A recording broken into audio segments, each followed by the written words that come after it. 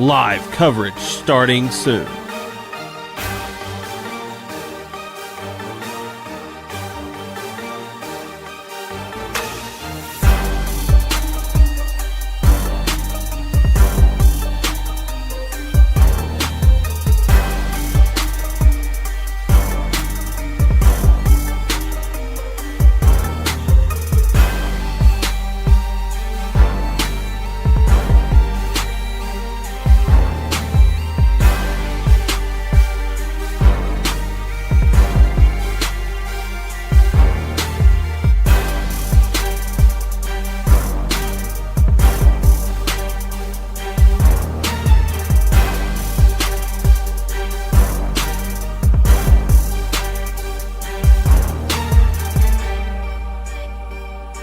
Live coverage starting soon.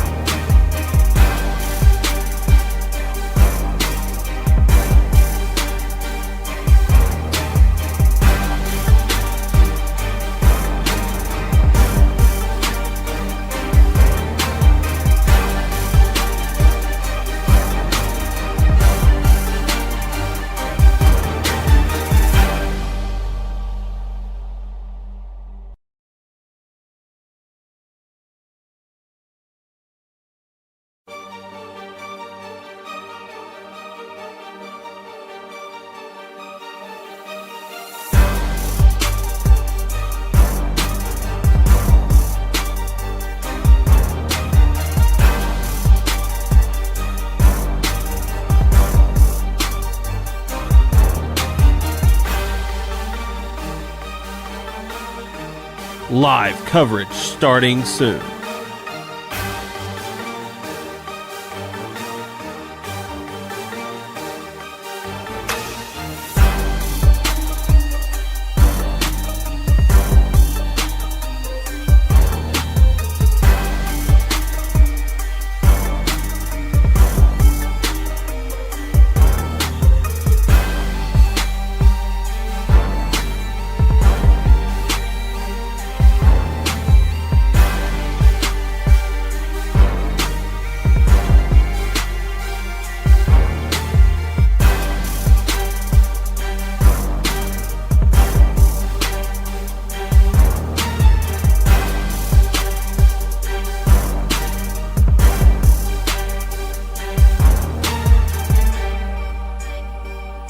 Live coverage starting soon.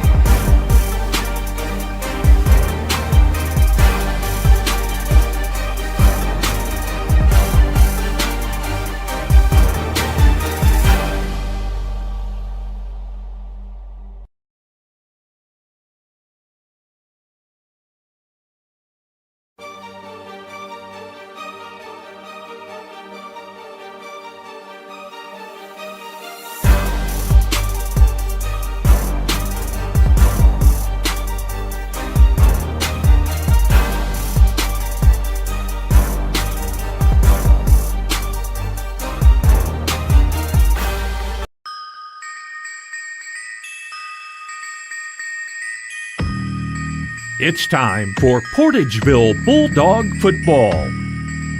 Our broadcast presented by Farm Credit of Southeast Missouri, Baker Implement Company, NEA Baptist Hospital, and by Wilcoxon's Home Place Furniture. Title sponsor for our broadcast, First State Bank and Trust. Broadcast sponsors include Ellington Insurance, the City of Portageville, Delta Auto Parts and Salvage, Portageville Schools, Butler Drug, Greenpoint Ag of Portageville, First State Community Bank, New Madrid County Assistant Prosecuting Attorney Amy Pryor, and by Lewis Roan Farms. And now to the broadcast booth with Paul Davidson and Heath Conaway for Portageville Bulldog football.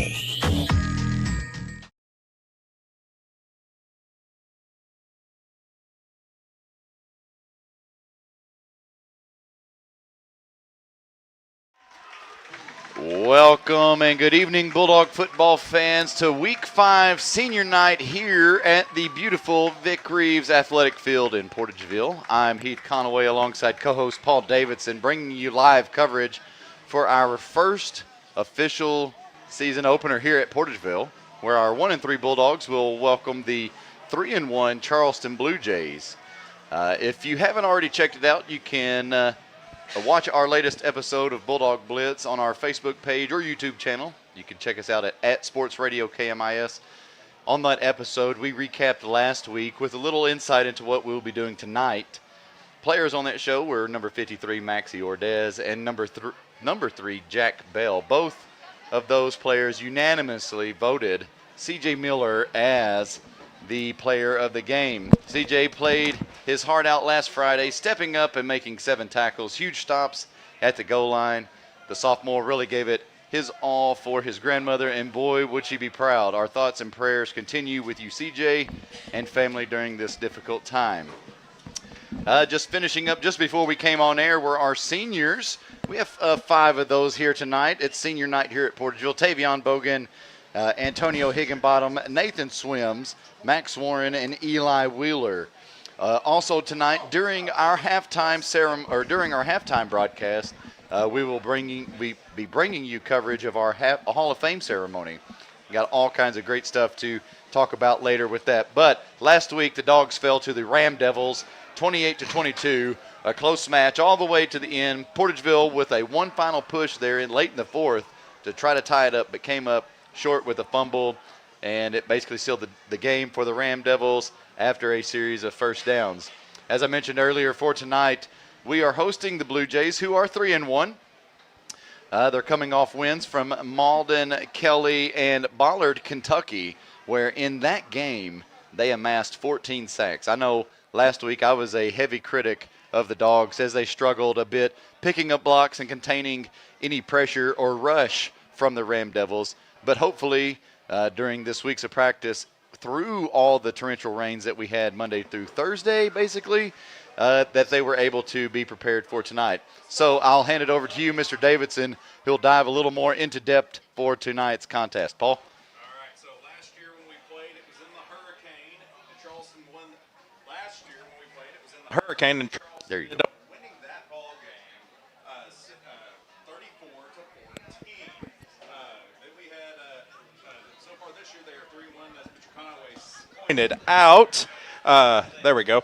They're 3-1, as Mr. Conaway pointed out. They defeated Kelly 22-12 to open up their season. Then they ended up taking on Potosi and lost that game 39-8. They beat Malden 38-14, and then they beat Ballard Memorial 40-7.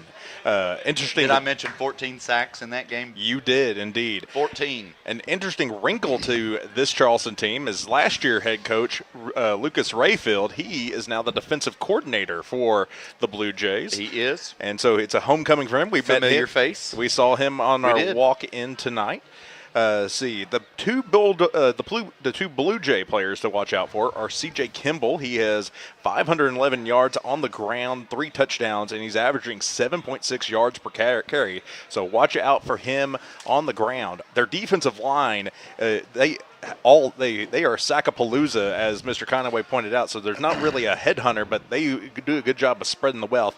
Their number 1 tackler right now is Caden Branham, who has 67 tackles and 2 of those sacks.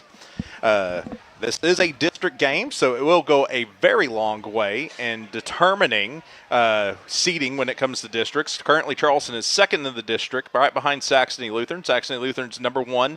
They have 52.92 points. They followed up by Charleston, who has 44.2 29 points. And then you have Hayti, who has 37.5 points. We are fourth in the district with 31.08 points. And then Malden is fifth in the district with 7. Saxony Lutheran is going to be traveling to Alton, Illinois tonight to take on Marquette Catholic. Hayti is taking on St. Vincent at St. Vincent, and then Malden is taking on the Scott Chaffee Red Devil. The Ram Devils. The Ram Devils, as we've coined them. So this contest tonight, we aren't strangers to the Blue Jays. We've got, we're notorious. We've been on our schedules for a long time. Just for matchup history, just for the most current history off of our Misha website, as our captains walk out onto the field for this evening. We'll get to those in just a moment, but we are 8-4 in this series with the Blue Jays. So hopefully we can hold on to that record, 8-4, and stretch it to 9-4. Our captains for tonight: number 1, Antonio Deuce Higginbottom; number 7, Max Warren; number 52, Tay Bogan; and number 50, Eli Wheeler. And then on top of that, we have a special honorary captain. That is number 38. If you're watching online, that is Jacoby West. 7th hour, they walked into Miss Heather's class and gave him a jersey and told him that it's senior night. You're a senior. You've been a good supporter of the Bulldogs this whole time, and you're going to be a captain, an honorary captain tonight. And so that's him out there. Perfect. All right, interesting. That great football weather out here. Couldn't ask for anything better. I know we had some overcast skies for most of the week, but I'm glad it cleared up for us to have a great game here tonight. I was here last night for the junior high game. I know we fell a little bit short for playing Hayti, but that's okay though. The field was not quite as painted as it is tonight, and it looks good. I was kind of hopeful, like we've got paint scheme coming out. We indeed did. I came up here during my prep hour to set up all of our radio equipment, and Mr. Kevin Roan was out there, and he was just getting started on all the painting. So I was a little worried myself. So as we mentioned, through a lead. That's right. So as we mentioned earlier, it is senior night. Also, it is our season opener here at our home opener here at Portageville. We had a forfeiture on the week that we were supposed to have this ceremony and everything 2 weeks ago against Confluence Prep. They decided with the low team count and whatnot going on, they decided it was easier to cancel than to truck all the way down here with more of a freshman class than anything. So, yeah, that's where we're at with that. So this is our season opener, week 5. It looks like that the Blue Jays won the toss and they will receive. And the Bulldogs, though, on the upper hand, Mr. Davidson, get to receive on that first part of the middle 8. They do. The second half. They get the advantage in the middle 8. Talking to Coach Red in the hallway shortly after lunch, I asked him for his keys to the game. He said it's 15-yard plus plays. If Portageville can keep him to 3 or less 15-yard plus game plays, Portageville has a really good chance of winning it. If it goes over 3, it's become a little bit more of a toss-up shootout. I don't remember going over this in the Bulldog Blitz episode, but did we cover what's Charleston's big, like, or do they make big plays down the field? Are they ground and pound? It's jet sweep, spread it out, type of approach. And then, of course, their defense is the big thing. They have ball hawks on the defense. They have a disruptive blitz. So as long as we can pick that up, we should be good. An interesting wrinkle that I can reveal now because we are just about to kick off. Bulldog defense is going to look a little bit different than what we have I like been a running. little surprise on a Friday night. Bulldogs donning the dark gray blue helmets tonight here on Home Field Advantage. Vic Reaves, Hall of Fame. 100th year of Portageville That's football. right, 100th year. 100th year playing football at this field. Kick is away, kind of a high, short kick. And It's it muffed. falls, and it's going to be fielded at about the 40-ish yard line. And that's where the Blue Jays will take over. Good field position for them starting off here early in the first quarter. Just 2 seconds ticked off the clock. Shout out to the player of the week this past week, C.J. Miller. He was diving he saw that ball was technically live, and he dove and tried to make a play for it. He did not come up for it, but aggressive. Let's see for everybody nature. watching, number 30 right there in the middle of the screen, right in front of 34 and right behind 20. That's C.J. Miller on your screen. And the Middle other two linebacker. are Blake Novak, I believe, and Brody Warren. Mr. Davidson, I hate to say that, I think your mic is still cutting in and out pretty good. I apologize. We'll try to fix that. All right, 1st and 10 for the Blue Jays. Ball on their own 39 and jumps offside for Portageville right off the bat. It's not a good way to start here, the season opener, Mr. Davidson. Nah, you really don't want to see that be the occurrence to start off a game. But all things considered, get it out of the way now and not later. Well, this is not first game jitters that we're talking about. So, yeah, I agree, though. Now than later, when it matters. It shows a little bit of aggression from our defense, eager. They are running a 4-front. A double handoff up the middle, but he falls. Quickly tackled by number 53, Max Ordez. Short gain, maybe a gain of about 3 or 4, 3 maybe. They'll move it up a few, and it'll be 2nd and 3 for the Blue Jays. And short for the Jays. Little inside handoff that they went with there. They did. Did you? I don't know if you was able to watch that on your screen or whatnot, but it was quick handoff to the running back, quick handoff to the fullback that was coming his way. Yeah. Little trickery out there. 2nd and short for the Jays. Ball at close to midfield. About the 46. Quarterback keeper right up the middle. He's got the first down, still on his feet. We've got Deuce chasing him out of bounds with number 9, Evan Windsor, with the pursuit angle, hot down the field. But, man, what a massive gain for the Blue Jays down the field in Bulldog territory. Excellent trap play there from Charleston right there. To that second level, keep rolling. We've got our listeners far out and wide. My dad's got us up in North Dakota. He's watching, listening. Love you, Dad. Hope you're doing good. 1st and 10 Blue Jays, though. Ball on the Bulldog 33, 32. With 11:10 to go here in the first. 50 seconds off the clock, Mr. Davidson. That was the first of the 3 plays that Portageville can give up and still possibly win this ball game. There's a handoff to their fullback. He gets caught up in some traffic in the backfield. Brought down by number 30, C.J. Miller.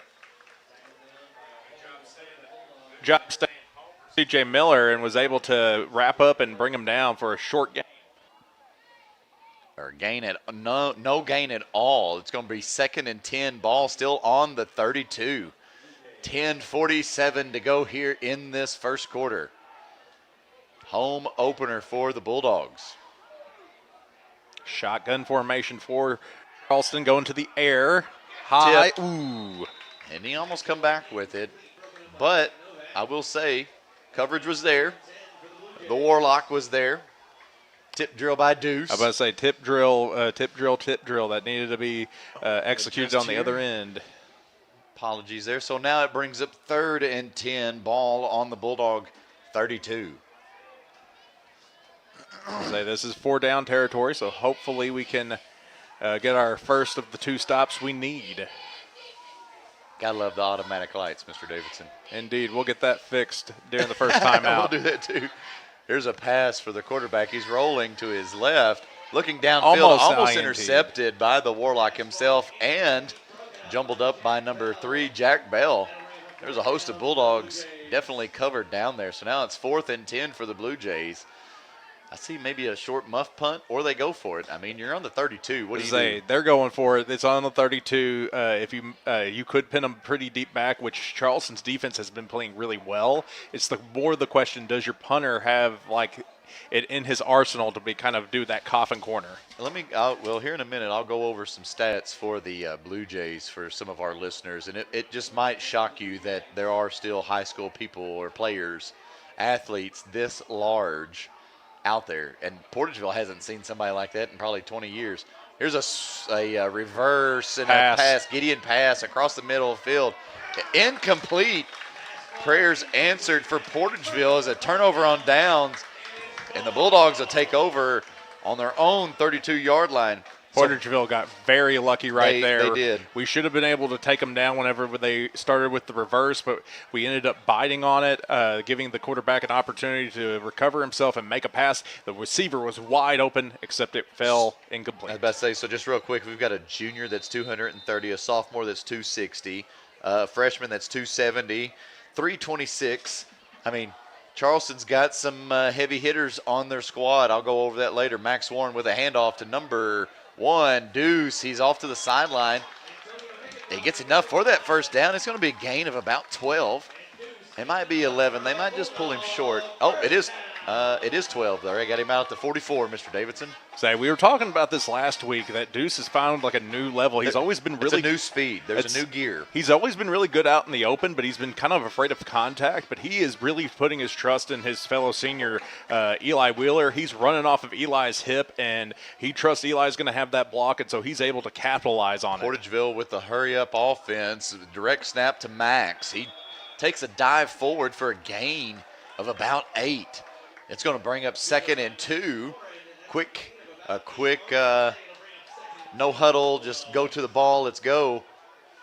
Now we're in Charleston territory. We're on the 48. Still no huddle. We're looking at our wrists. Adjust my camera there. Get back focused here. Goodness. Running the modified pistol. Fake handoff to Brody. The flea flicker out to Deuce. He crosses the 40, spins, brought down to the 35. That's a first down, Bulldogs. Deuce again with more action, like Mr. Davidson pointed out, that you're just watching a whole new gear to number 1. He's not afraid of getting closer to his blockers. Give a massive shout out to Jack Bell. He had an excellent block out there downfield to help get Deuce that first down. And a timeout on the field by Charleston early on here in the first. Bulldogs marching down the field with a 1st and 10 from the 34 when we come back. 9:35 here in the first. 0-0 Bulldogs marching. You're listening to Bulldog Football here on Sports Radio KMIS. The Portageville Bulldogs are off to another exciting season in their quest for a state championship. Lewis Roan Farms is a booster and supporter of Portageville High School sports throughout the year and extends their best wishes to the teams, coaches, players, and fans as they carry on the proud tradition of Bulldog sports with hard work, practice, and determination. Good luck and best wishes to the Portageville Bulldogs from Lewis Roan Farms in Portageville. Welcome back, Bulldog football fans. Still in the first quarter early, 9:35 here on Senior Night / Hall of Fame night here at Vic Reaves Athletic Field. Portageville's driving. They are deep in Blue Jay territory, sitting at the Blue Jay 34-yard line. And the Bulldog offense has been a churning. That they have. Warren in shotgun. Hands off to Brody. He's caught immediately in the backfield. So Goodness, he lost about a yard, I will say. So that's that defensive line. For the past 3 years, that's the one thing Charleston has had its calling card. It's finally kind of come into fruition, and they're reaping the benefits of it really this year. But just a heads up, some of these defensive linemen, 230, 258, 270, 227, 326, 322, 319, 284. Big boys, they are there. They're going to be in your face. 19 seconds on the play clock, a little bit of taking some time, a little bit of confusion on the play call. We've got the Warlock here by himself. We got Babb in motion. They pitch it to Babb on the far side. Babb needs a turn upfield. He tries to. He gets upfield about a yard. He's going to get back up to the original line of game. It'll bring up 3rd and 10 for the Bulldogs. Ball back on the 34-yard line. Yeah, Charleston's defense has settled down. That timeout has been a godsend for them, and they were able to calm them down and help them understand to set the line, set the edge, and it has been a big difference these last 2 plays. Bell and Babb near side here to us, Mr. Davidson. We tried to get them to jump on 2. We've got Brody and Deuce in the backfield with Max. Here's a snap. Handoff to Deuce. He tries to run up through the gut. Short gain of about 3. It'll bring up 4th and a very long 7 for the Bulldogs. I don't hate that call particularly. It's a 4-down territory regardless what we're doing here, so might as well get some yardage and make it a more convertible 4th down instead of a 4th and long. Ball on the 31. 4th and 7. Max dropping back to pass, looking near side. Babb! In the hands of Babb. Brought down at the 25. Is that enough for the first down, Mr. Davidson? It depends on the spot. They're going to probably end up having to measure. I'd say measure it. They got him just inside the 25, possibly on the 24. It is a Bulldog first down. Perfect fourth down conversion. We needed that. The Bulldog gods were here tonight, here on senior night, Hall of Fame night. 7:32 to go here in the first, and the Bulldogs are still alive. Knocking on that Baker implement Casey's IH red zone. And we're going to shift to the diamond package now. It is a T. We learned about this on the Blitz episode. Direct snap to Babb. He rolls. Tries to do a little sneaking trickery back there, roll to the left, but he actually loses about a yard. So I think it was intended to be handed off to Deuce, but Deuce was just a little bit too fast for Babb to turn back there and hand it off. A misread. So it'll be second and long. Speaking positively of Babb, though, that catch that he made to convert the first down, that was something that's been missing the first 3 games, is that spark. That he had a lot of success as a receiver last season, and he hasn't really been quiet in the passing game this season. Babb route rolling, throws down the field. I'm surprised it's not offensive interference. Or no pass interference or no any. It was just dropped. I don't understand. I mean, I know who it was intended for. It was intended for number 7, Max Warren, but it was not there. That was way short, way high, way interceptable. As I was saying, I'm surprised that was not offensive pass interference right there. I would have probably thrown the flag right there. I'm glad we didn't get it, but it'll be 3rd and 11. Max back in at quarterback for the Dogs, trying to go on to 3rd and 11. 6:35 to go here in the first. Hard count. Fake handoff to Deuce. Max decides to quarterback keep. He gets inside the 20. Well, just outside the 20, Mr. Davidson. He's at the 21, 20 and a half. It'll be 4th and 7. And it's a major 4th and 7 right here for the Dogs. We've got to convert again. Do we have it in our books? Who's got the magic bag? So we did it once. We got Parker back in the slot over there. Also keep an eye out for Evan Windsor, who is playing Jack tight Bell. end. We've got Babb. We've got the Warlock. Where's the Warlock? He's playing right tight there. end. Yep. Warlock's tight end. We've got Brody Warren. We've got Deuce. Timeout. Bulldogs. 5:46 to go here in the first. Still scoreless as we take this timeout. Bulldogs 4th and 7 when we come back. You're listening to Bulldog Football here on Sports Radio KMIS.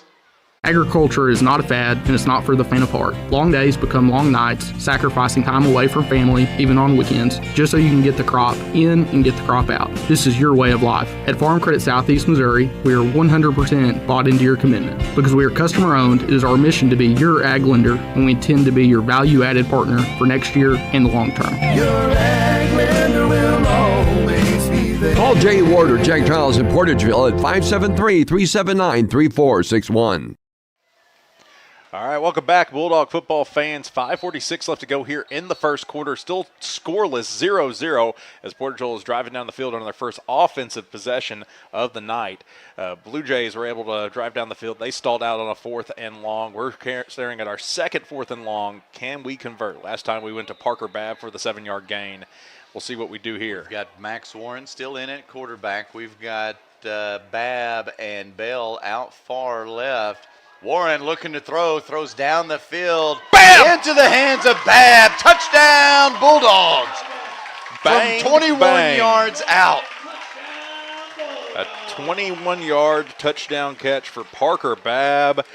Just with the doctor order, he kind of ran a wheel route. It was very interesting because he kind of cut up, like most of the time when you see the running back, they'll kind of cut out wide and then streak straight up the field. Right. That's the route that he kind of ran as a slot receiver, and he was able to get enough separation.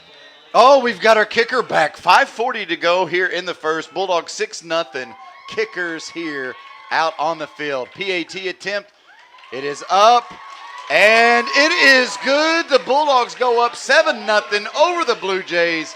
5:40 to go here in the first quarter. And we will be back in just a minute. You're listening to Bulldog Football here on Sports Radio KMIS. Hey, this is Daryl Wilcoxon with Wilcoxon's Home Place Furniture and Appliance on the South Bypass in Kennett. School has started back. Maybe your child needs a brand new mattress set that he's outgrown. Football is kicking off, and we've got the recliners and the big screen TVs for you to sit and watch and enjoy the game. Come see us, Wilcoxon's Home Place Furniture and Appliance, 901 South Bypass in Kennett, Missouri, a family furniture tradition for over 75 years.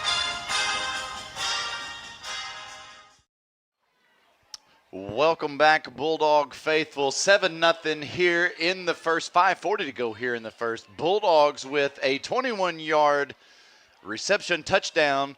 Number 11, Parker Babb, and the extra point is good by number 10, Tanner Hopgood. Man, we've got the toe back. Oh, the cheerleaders are throwing footballs. How I would love to have one thrown up here into our booth, Mr. Davidson. I've been after one for 17 years. I need a terrible towel. I need something. I need a thunder stick. We've had those before. Let's go. I need them. All right, the kickoff getting ready to of Max Warren. Tanner Hopgood coming through for the Dogs of the PAT Here's the attempt. kick. Short little kick, and it goes straight out of bounds at about the 28-yard line. There's a flag for illegal procedure.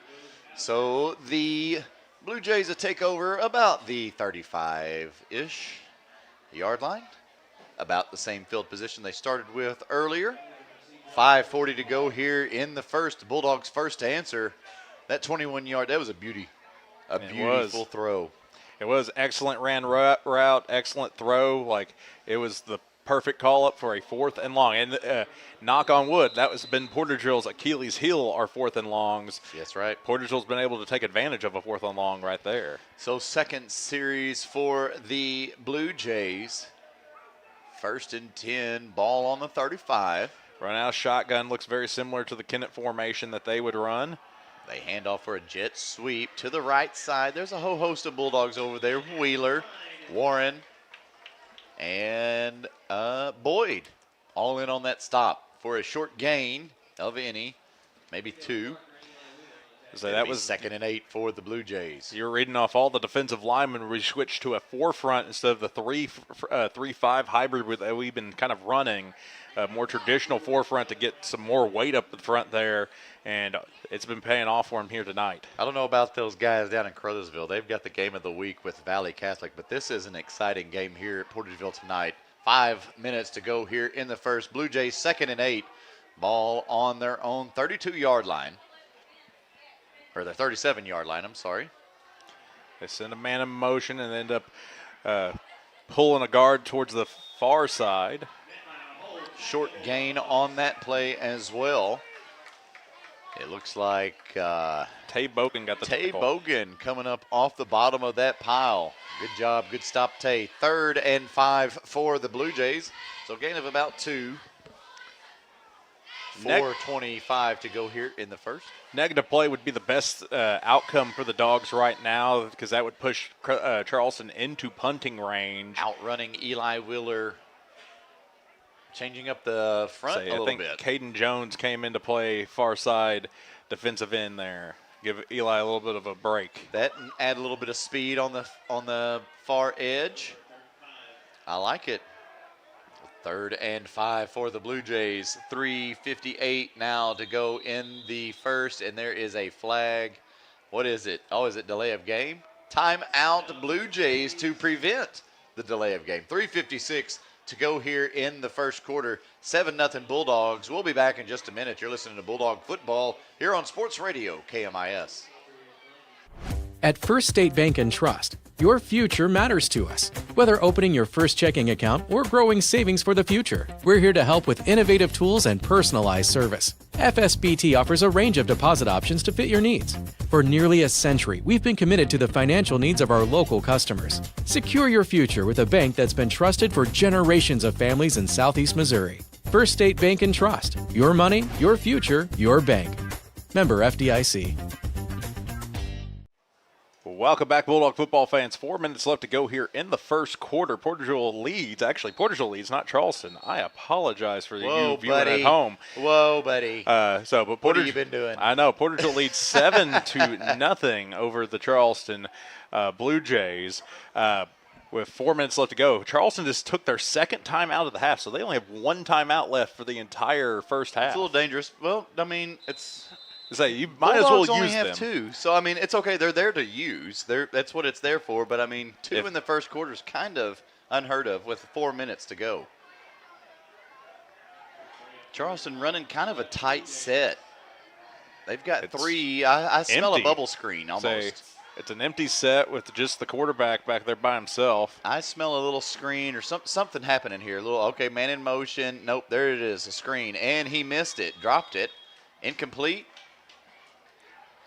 So to bring up 4th and 5 for the Blue Jays now. I see what Charleston was doing there. I think they were getting a little bit too cute. Yes.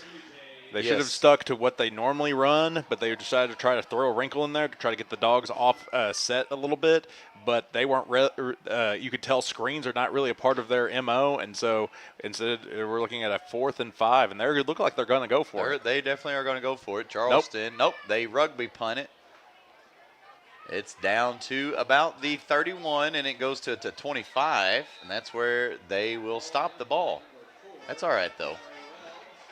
Portageville, that's all right. Hey, we can recover. We this have is our the lead. second series. That's right. We've got the lead with 3:46 to go here in the first quarter. Bulldogs will take over after a rugby-style punt from the Blue Jays on our own 24-yard line.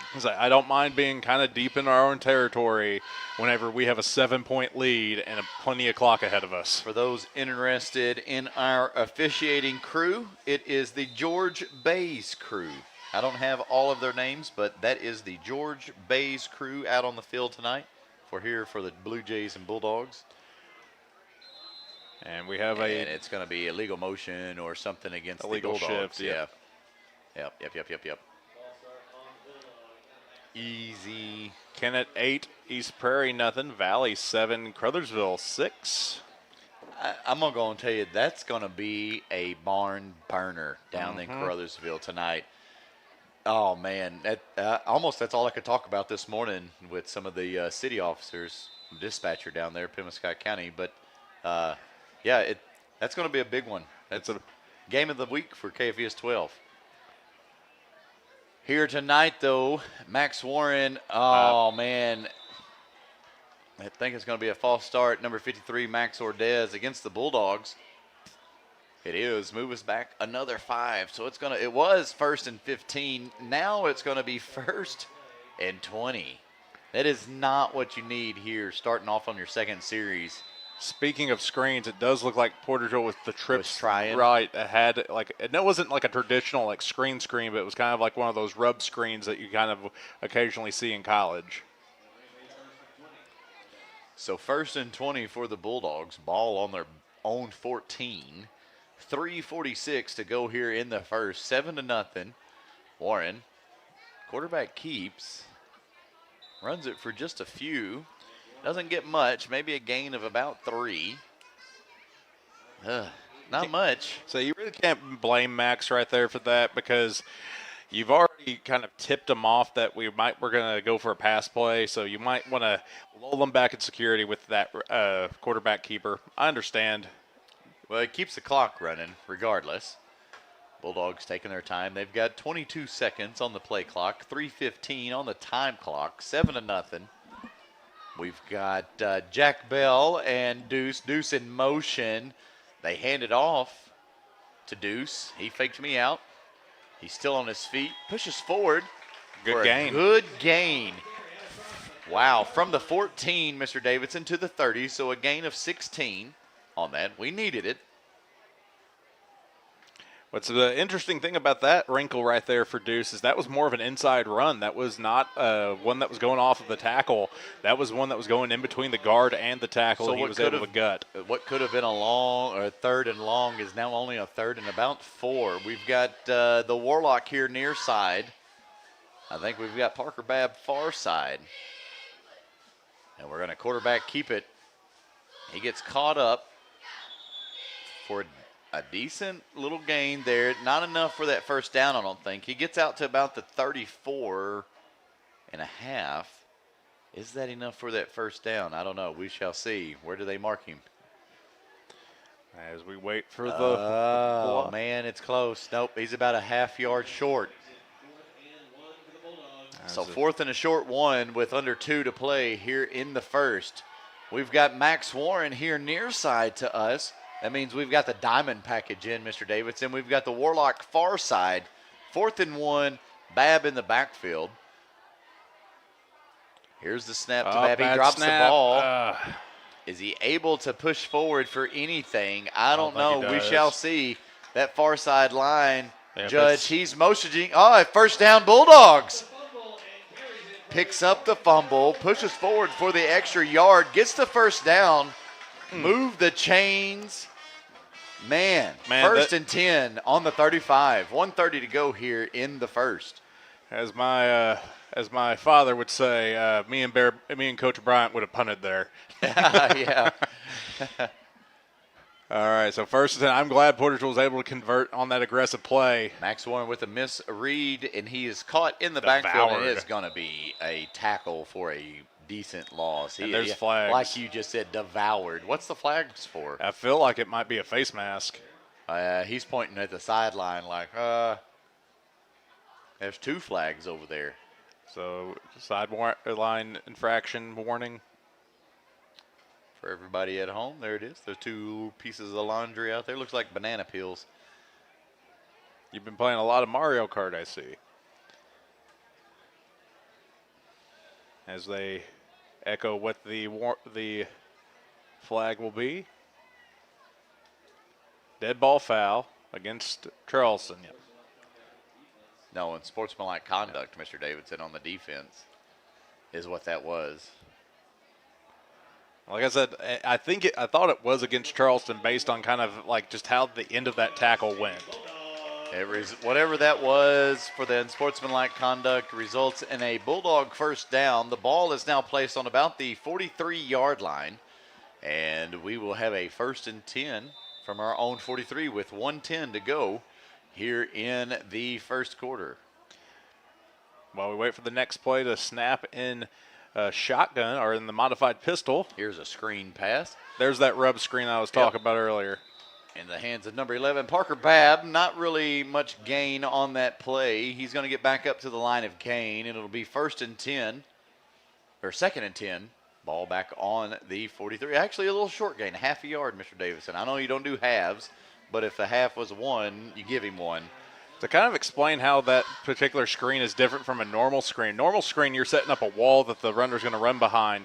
This is much more like a basketball screen where the wide receiver is just kind of sealing off the defensive back to kind of just give that rub to give him a little bit of extra move. A little misdirection there. Option to number 1. Deuce. Strung out. And he's strung out actually for a tackle for a loss. So, man. And that will be the last play of the first quarter. Portageville still leads 7-0, but we'll be staring at a 3rd and 9 coming into the second quarter. So we'll be back here in about a minute. Once again, here at the end of the first quarter, the score is Portageville 7, Charleston 0. You're listening to Bulldog Football here on Sports Radio, KMIS. Amy Pryor, Assistant Prosecutor for New Madrid County, proudly supports the Portageville Bulldogs as they gear up for another exciting season. With dedication, grit, and team spirit, these athletes are ready to make their community proud. As they take the field, Amy Pryor stands behind them, cheering on their commitment and heart. She knows success comes from perseverance, and these Bulldogs are built for it. Best of luck this season to the Portageville Bulldogs. From New Madrid County Assistant Prosecutor Amy Pryor. Welcome back, Bulldog football fans. Second quarter, 3rd and long for the Dogs coming into the second quarter. We already ran down the senior football players. Give a shout out to our senior cheerleaders and band members. The band members I know are Josh Hartman and Grace Portwood. Perfect. And then our senior cheerleaders will be Addison Gurley, Kinsey Hendricks, Miley Milam, and Mia Shear. And it's her birthday today. It is her birthday. Happy birthday, Mia Shear. Yep. From KMIS. All right, so. It's almost as old as you. It's like we've been doing the radio as long as almost as old as she is, so. All right, so 3rd and 10 for the Dogs. Still running the modified pistol. That's right. Little flippage of the field there. We are still on our own 48-yard line. It'll be 3rd and 11 for the Dogs. Fresh 12 on the clock. Here to start the second quarter. Max Warren back to pass, looking down the field. Danger. Ooh. Woo, woo, woo. Tip drill for the Blue Jays. It was close. I say that defensive back is tall enough. He got a good little hand on it. I'm surprised he did not come down. I smell that Bear Bryant rule. You got to punt right here. 4th and 11. It's 4th and long. So, the reason why he says it is, like in college football and in pros, there's been, and even we just saw it here in high school, on 4th and short, it's been like, be aggressive and go for it. Well, sure. Where if you're, depending on where you're at in the field, I'm sometimes like, maybe we should punt even though it's 4th and 1. So 4th and 11, this is without a doubt a punt. No-brainer. Just a spread of the field. Look how beautiful our football field is. It's changed a little bit since you and I have played, but not much. Good punt here from number 9. The Warlock takes a Bulldog bounce, and it rolls and stops at the 20. So a good punt there for the Bulldogs to start off this third series for the Blue Jays here in the start of the second quarter. 11:49 to go here in the first half. Couple of shout-outs. First shout-out is to Caden Jones, number 24, who downed it. He had a good awareness of making sure he did not get hit by the ball whenever it was coming down. Other one is a shout-out to those who are along the eastern end zone, the chain gang. Our buddies. Man. Those of y'all listening out there, the OGs, hopefully you're listening on 10:50 a.m. as the good Lord intended. That's right. How it was supposed to be. We appreciate all y'all watching out there online too, but we gotta stay with our true hardcores. Kennett 18, East Prairie nothing score update for you. Charleston 1st and 10 from their own 20. A sweep here to the near side. Still on his feet, brought out of bounds. About the 23. So a short gain there for the Blue Jays. He was brought out by a pack of dogs. Good job from Eli Wheeler there. He was able to stick on the back of that Charleston defender and trail him, so he was not able to really get that far, and he kept on having to push instead of being able to cut up. Yep. The play clock stops, or the time clock stops for 11:43, run out of bounds. Smart play there for the Blue Jays to retain some time here early in the second. Misdirection. Run up the gut, and they were able to stop him. Just a short gain, not much. Maybe a gain of 1 or 2. Number Host 20. of Bulldogs there for the stop. Brody Warren in for the Bulldogs. That keeps the time clock running. 11:20 now to go here in the first half. Another 3rd and medium. We're looking at 3rd and 6 for Charleston. Portal just needs to hold for at least one more down.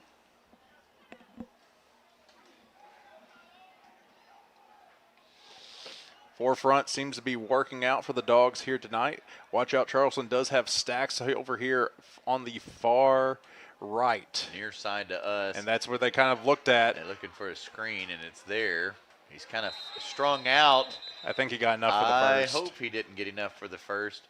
It looks like he was a little shy, about the 29. Ooh, he's going to be a 4th and short. Is it 4th and short? It is. It's a 4th and short, Mr. Davis. I was about to say, you said it looks like the 29. I was like, the 29 is where the yard marker's sitting. Ooh, it's going to be a 4th and 1 from the 29. 10:50 to go here in the first half. Charleston just has to ask themselves, who has the momentum here? Do they have trust in their momentum, or do they want to give it over to Portageville? So a tight bunch for Charleston. They're running their heavy package. They're going to run to the near side here. Somebody was in the backfield. Tay was in the backfield first. Brought down by the Warlock. Ooh, he was brought down at the 29 again, close to the 30. I bet they're going to measure this one, Mr. Davidson. It's close. We think we got it. Of course, Charleston, they got it. We'll just have to wait for us to decide. Oh, they turned it over on downs. Bulldogs making a huge stop there on a 4th down. It'll be Bulldog football on the Blue Jays 30-yard line, 29 and a half. Turnover on downs, 1st and 10.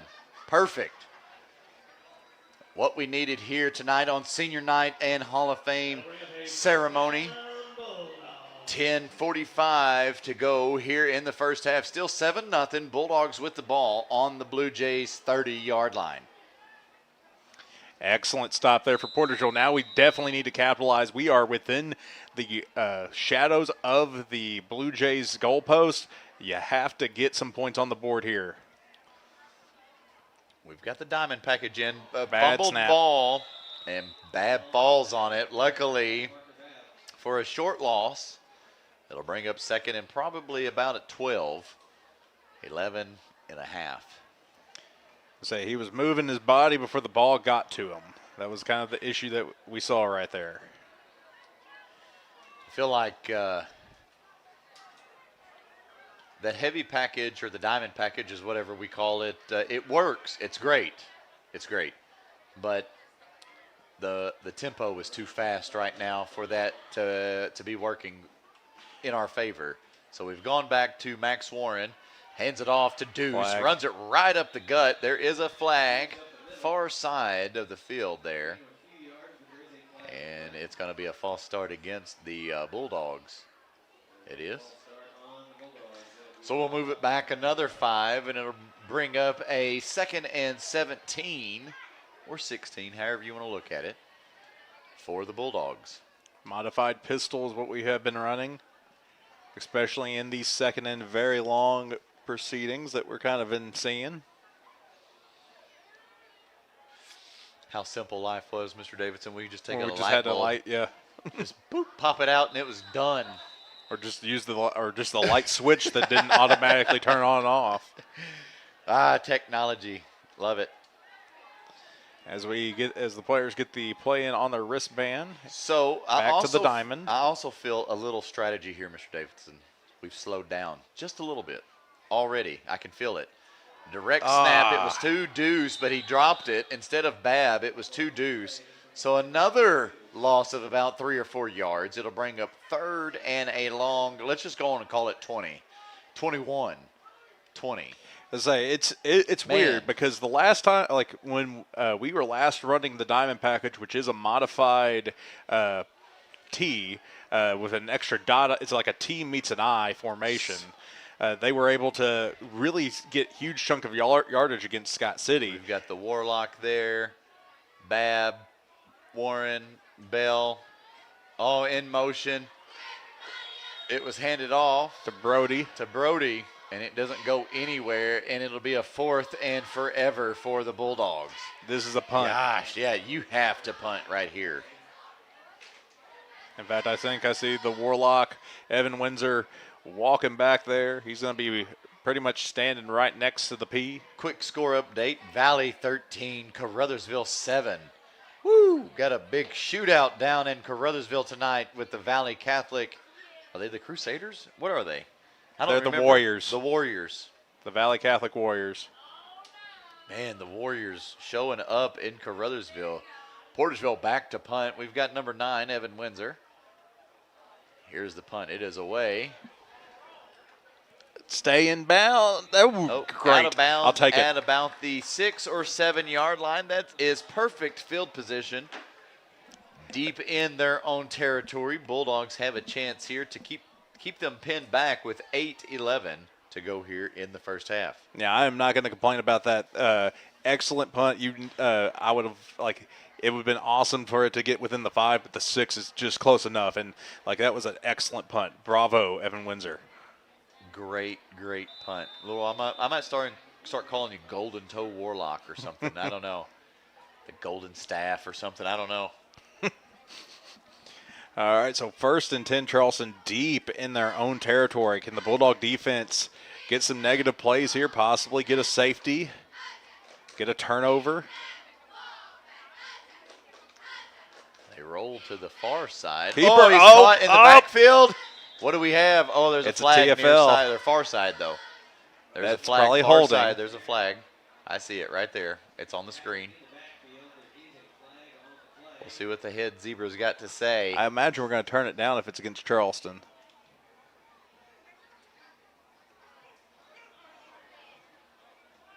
Oh, yep, he's looking at Portageville. You want to decline it? He's like, Coach, you want to decline?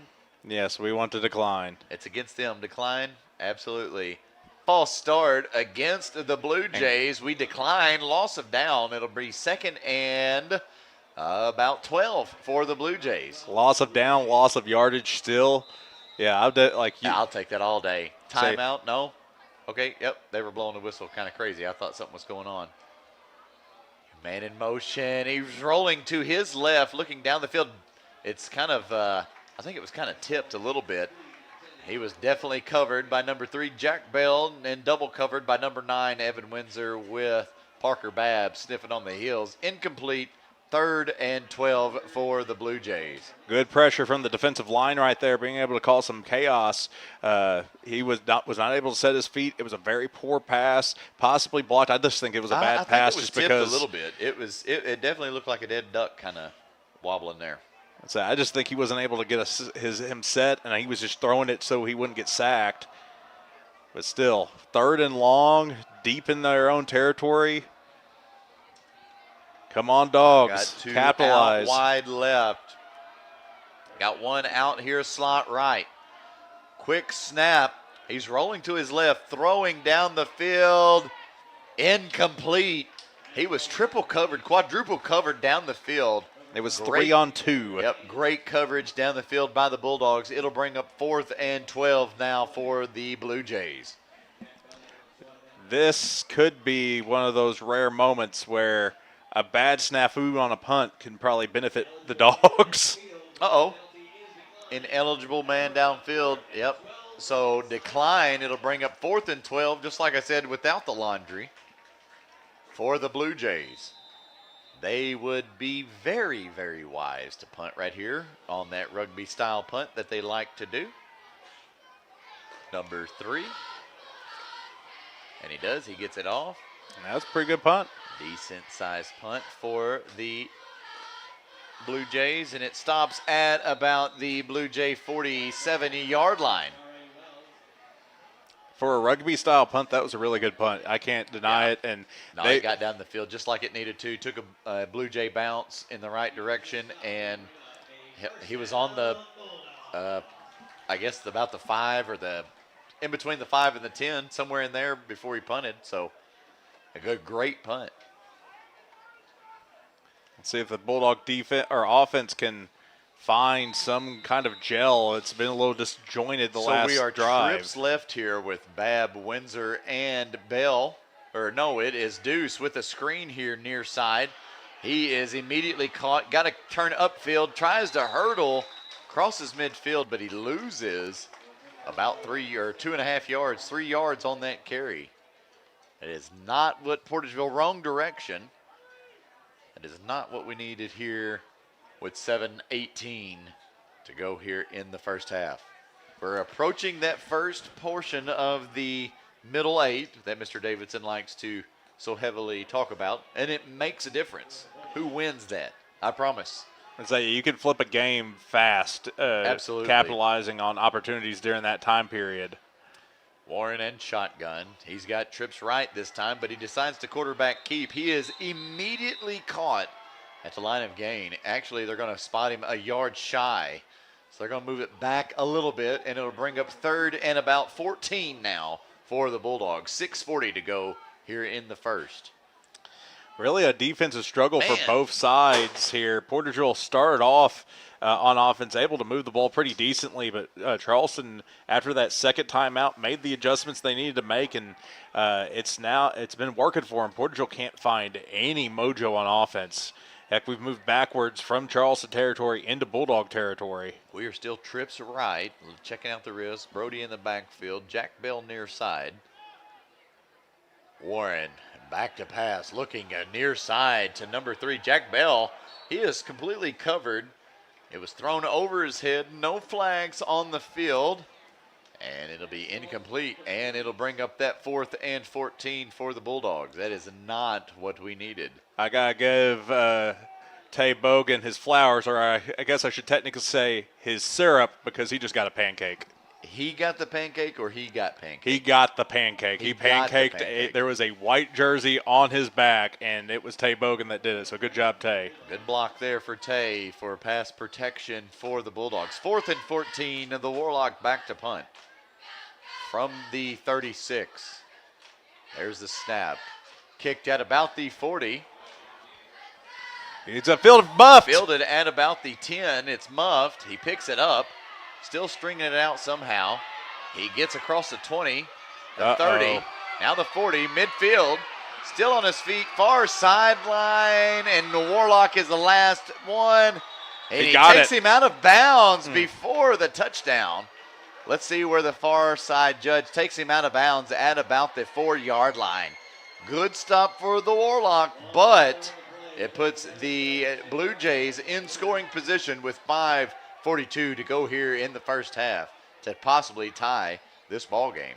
And so they've spotted them at the 8, so that was a 72-yard return for Charleston to put them into possible scoring position.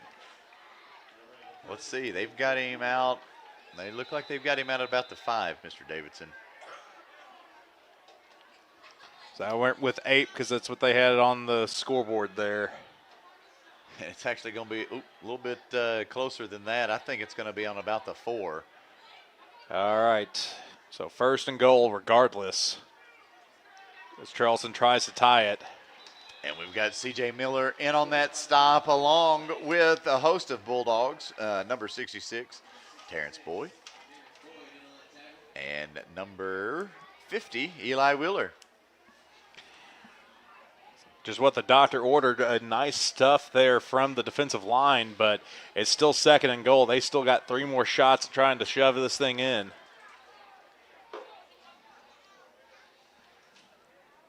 Come on, defense. Don't get down. Keep playing. Come on, dogs. Number 30, C.J. Miller stepping up. Oh, and there's a flag. I think it was false start on. Yep. Got to be false start against the Blue Jays. It was. It was too fast. So that'll stop the clock. 5:02 to go here in the first. The Blue Jays sniffing out a touchdown. They're trying to get on the board. Bulldogs still holding on to that 7-0 lead. As we almost enter the middle 8, and the Blue Jays called their last time out of the half with 5:02 to go here in the first half. 7-0 is the score. We'll be back in a minute. You're listening to Bulldog Football here on Sports Radio KMIS. Stop. There's no need to pay full retail price when you need a replacement part for your vehicle. One visit to Delta Auto Parts and Salvage, Highway 61 North in Portageville will save you money. Serving the area for over 60 years, Delta Auto Parts and Salvage specializes in domestic auto and small truck parts. You'll always get quality service and parts at Delta Auto Parts and Salvage with local delivery and nationwide shipping available. Plus, you can search for your part right from their website, deltaautoparts.com. Before you pay full retail price, call Delta Auto Parts and Salvage, 800-392-0506. Welcome back, Bulldog football fans. Charleston takes their final time out at the half. They're trailing Portageville 7-0 with 5 minutes left to go here in the first half. Cannot blame Charleston here. This is a scoring opportunity. This is a way to possibly make it to knot it up, to even it up. Bulldogs have 3 chances of just have to hold them for 3 plays. Charleston, you have 3 chances. 2 chances. 3. Yeah, okay, you're right. I'm sorry. I was doing that country math. Charleston going to run out shotgun here. They do have a little bit more breathing room comparatively. Oh no! Who jumped off first? I think it was Charleston again. Oh no!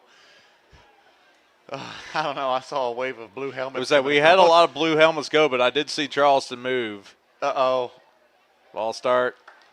Against the Blue Jays. Yep. All right, we needed that. Bulldogs caught a little lucky break there because I saw a wave of blue come across the line. A wave of blue came because there was the entire left side of Charleston's line started pass blocking.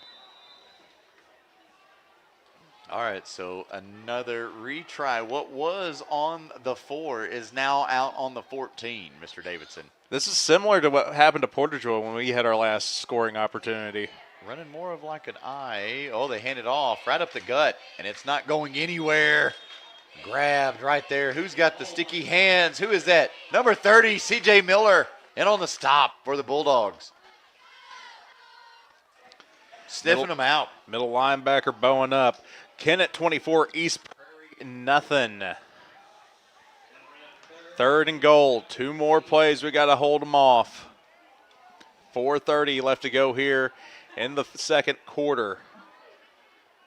Of course, stick around at halftime. We'll bring to you the Hall of Fame ceremony. Yes. We'll read off a little bit of some highlights of each of the person or class that's being inducted.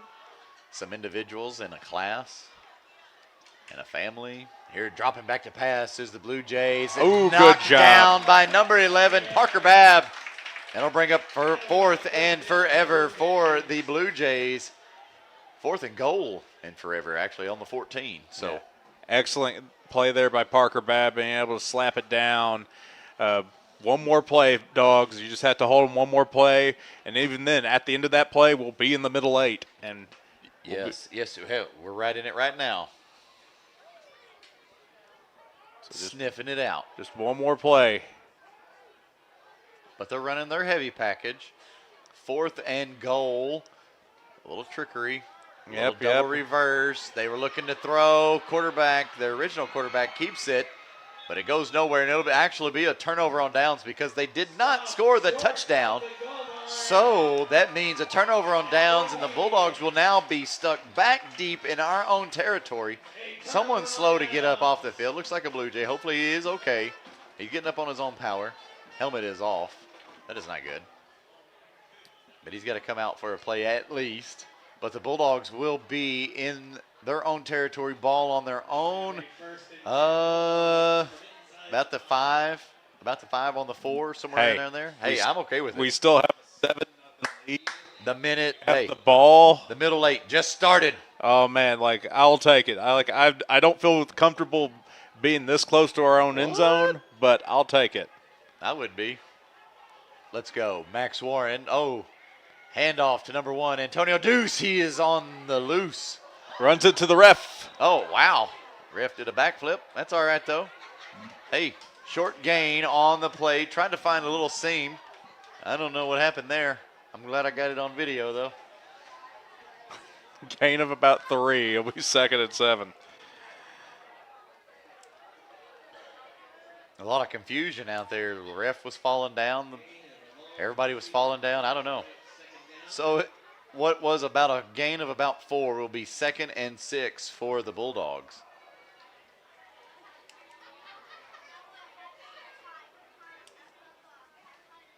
Deuce in the backfield with Warren. Warren combo, handoff to Deuce. He runs to the far side. Still on his feet. Bounces out. Does he have enough for the first down? Looked like Max was trying to help pull him forward. He does have the first down, it looks like. And he's still in bounds. It is enough for that Bulldog first down. So a gain of about 8. We'll give him 8, Mr. Davidson. That's what I was putting down. 3 minutes now left to go here in the first half. Portageville has another first down, a lot more breathing room. Just keep marching along. Looks like Portageville's going to run out of the modified pistol.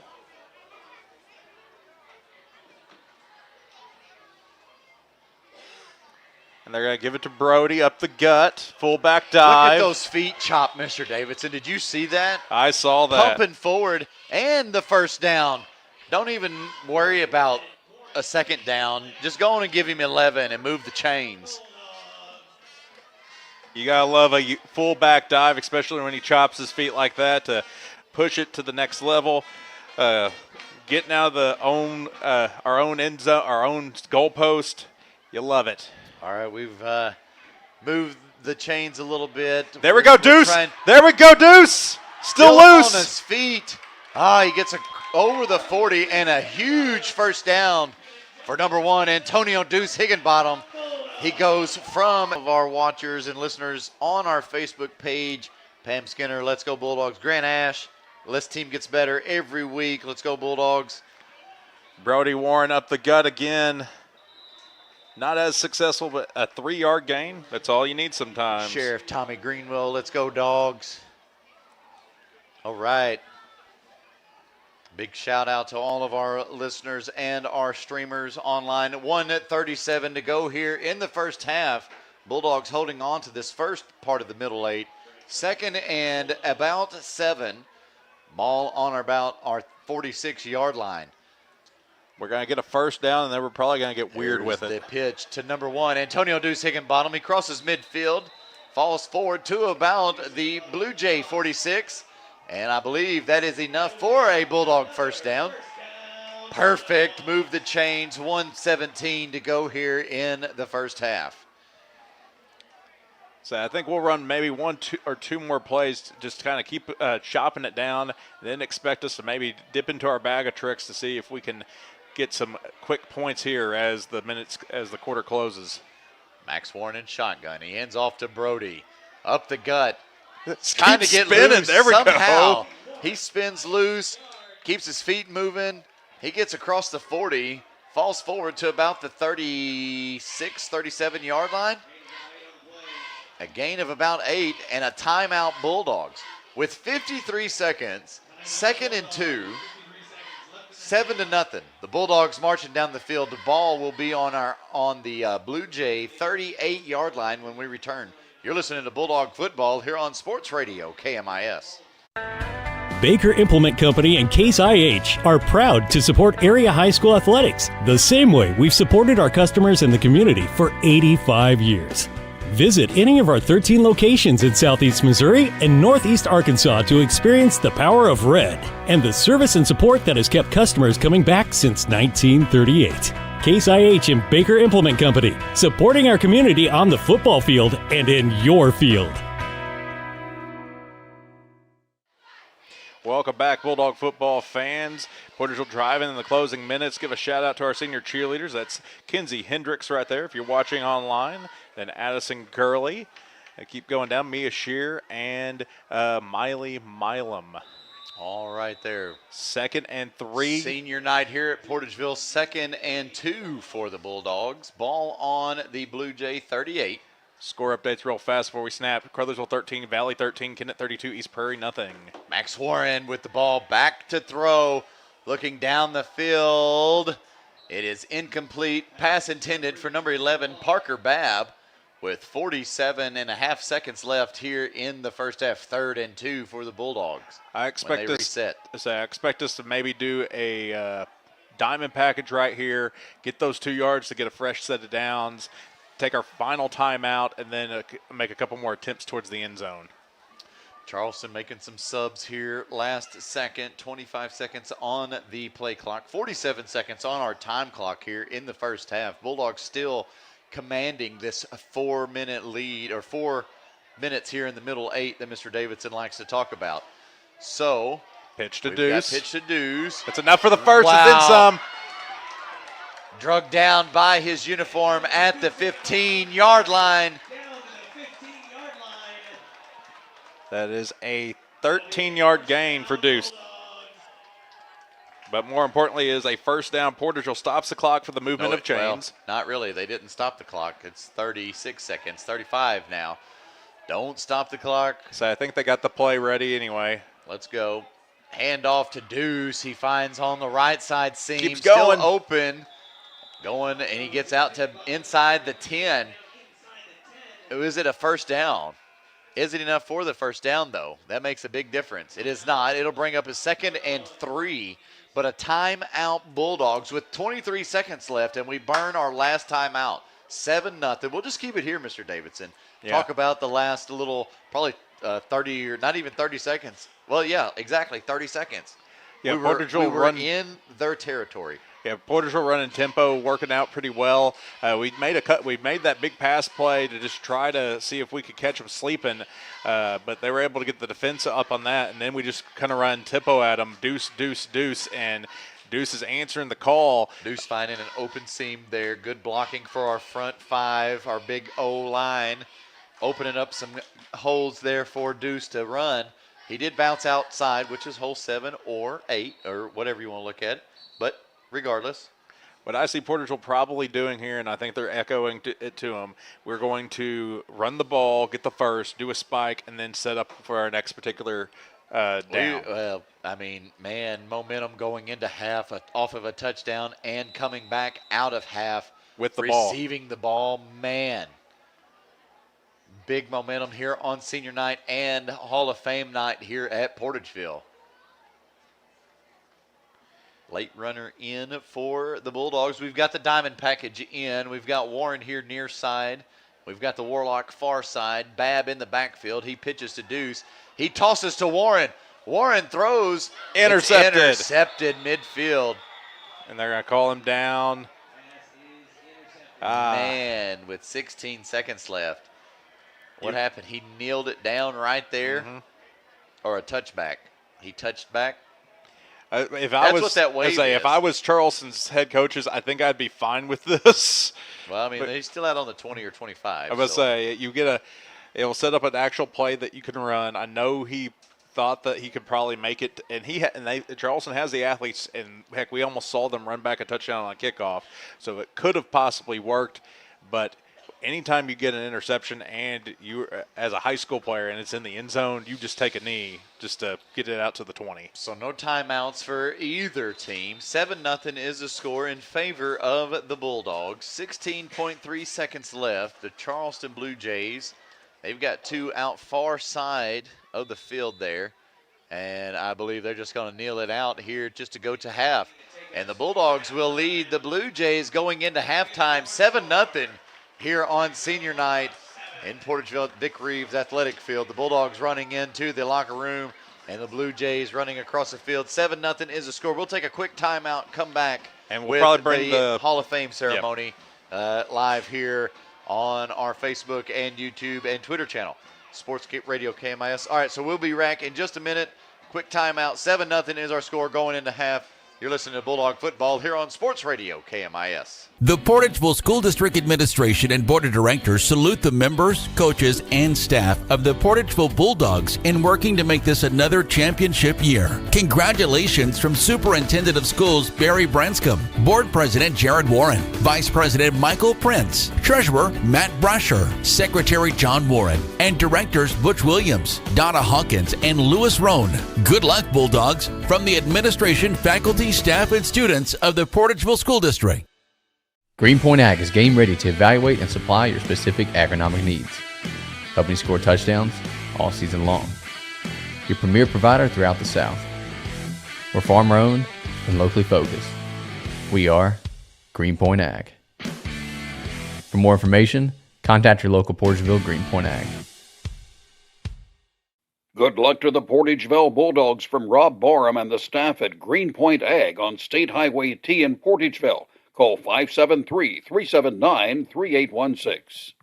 The city of Portageville extends congratulations to the Portageville Bulldogs on another fine year. You represent our school and community in a very positive manner and have contributed to making this year's team one of the best ever to wear the blue and white. On behalf of the city of Portageville, Mayor Michael Cook Jr., Alderman Gary Falk, Dennis McCrate, Rob Smith, Chris Simmons, City Clerk Rachel Rather, and all city employees send their very best wishes. Good luck, Bulldogs, from the city of Portageville. Well, welcome back, Bulldog football fans. The Hall of Fame ceremony about to get underway. They're bringing out all the people.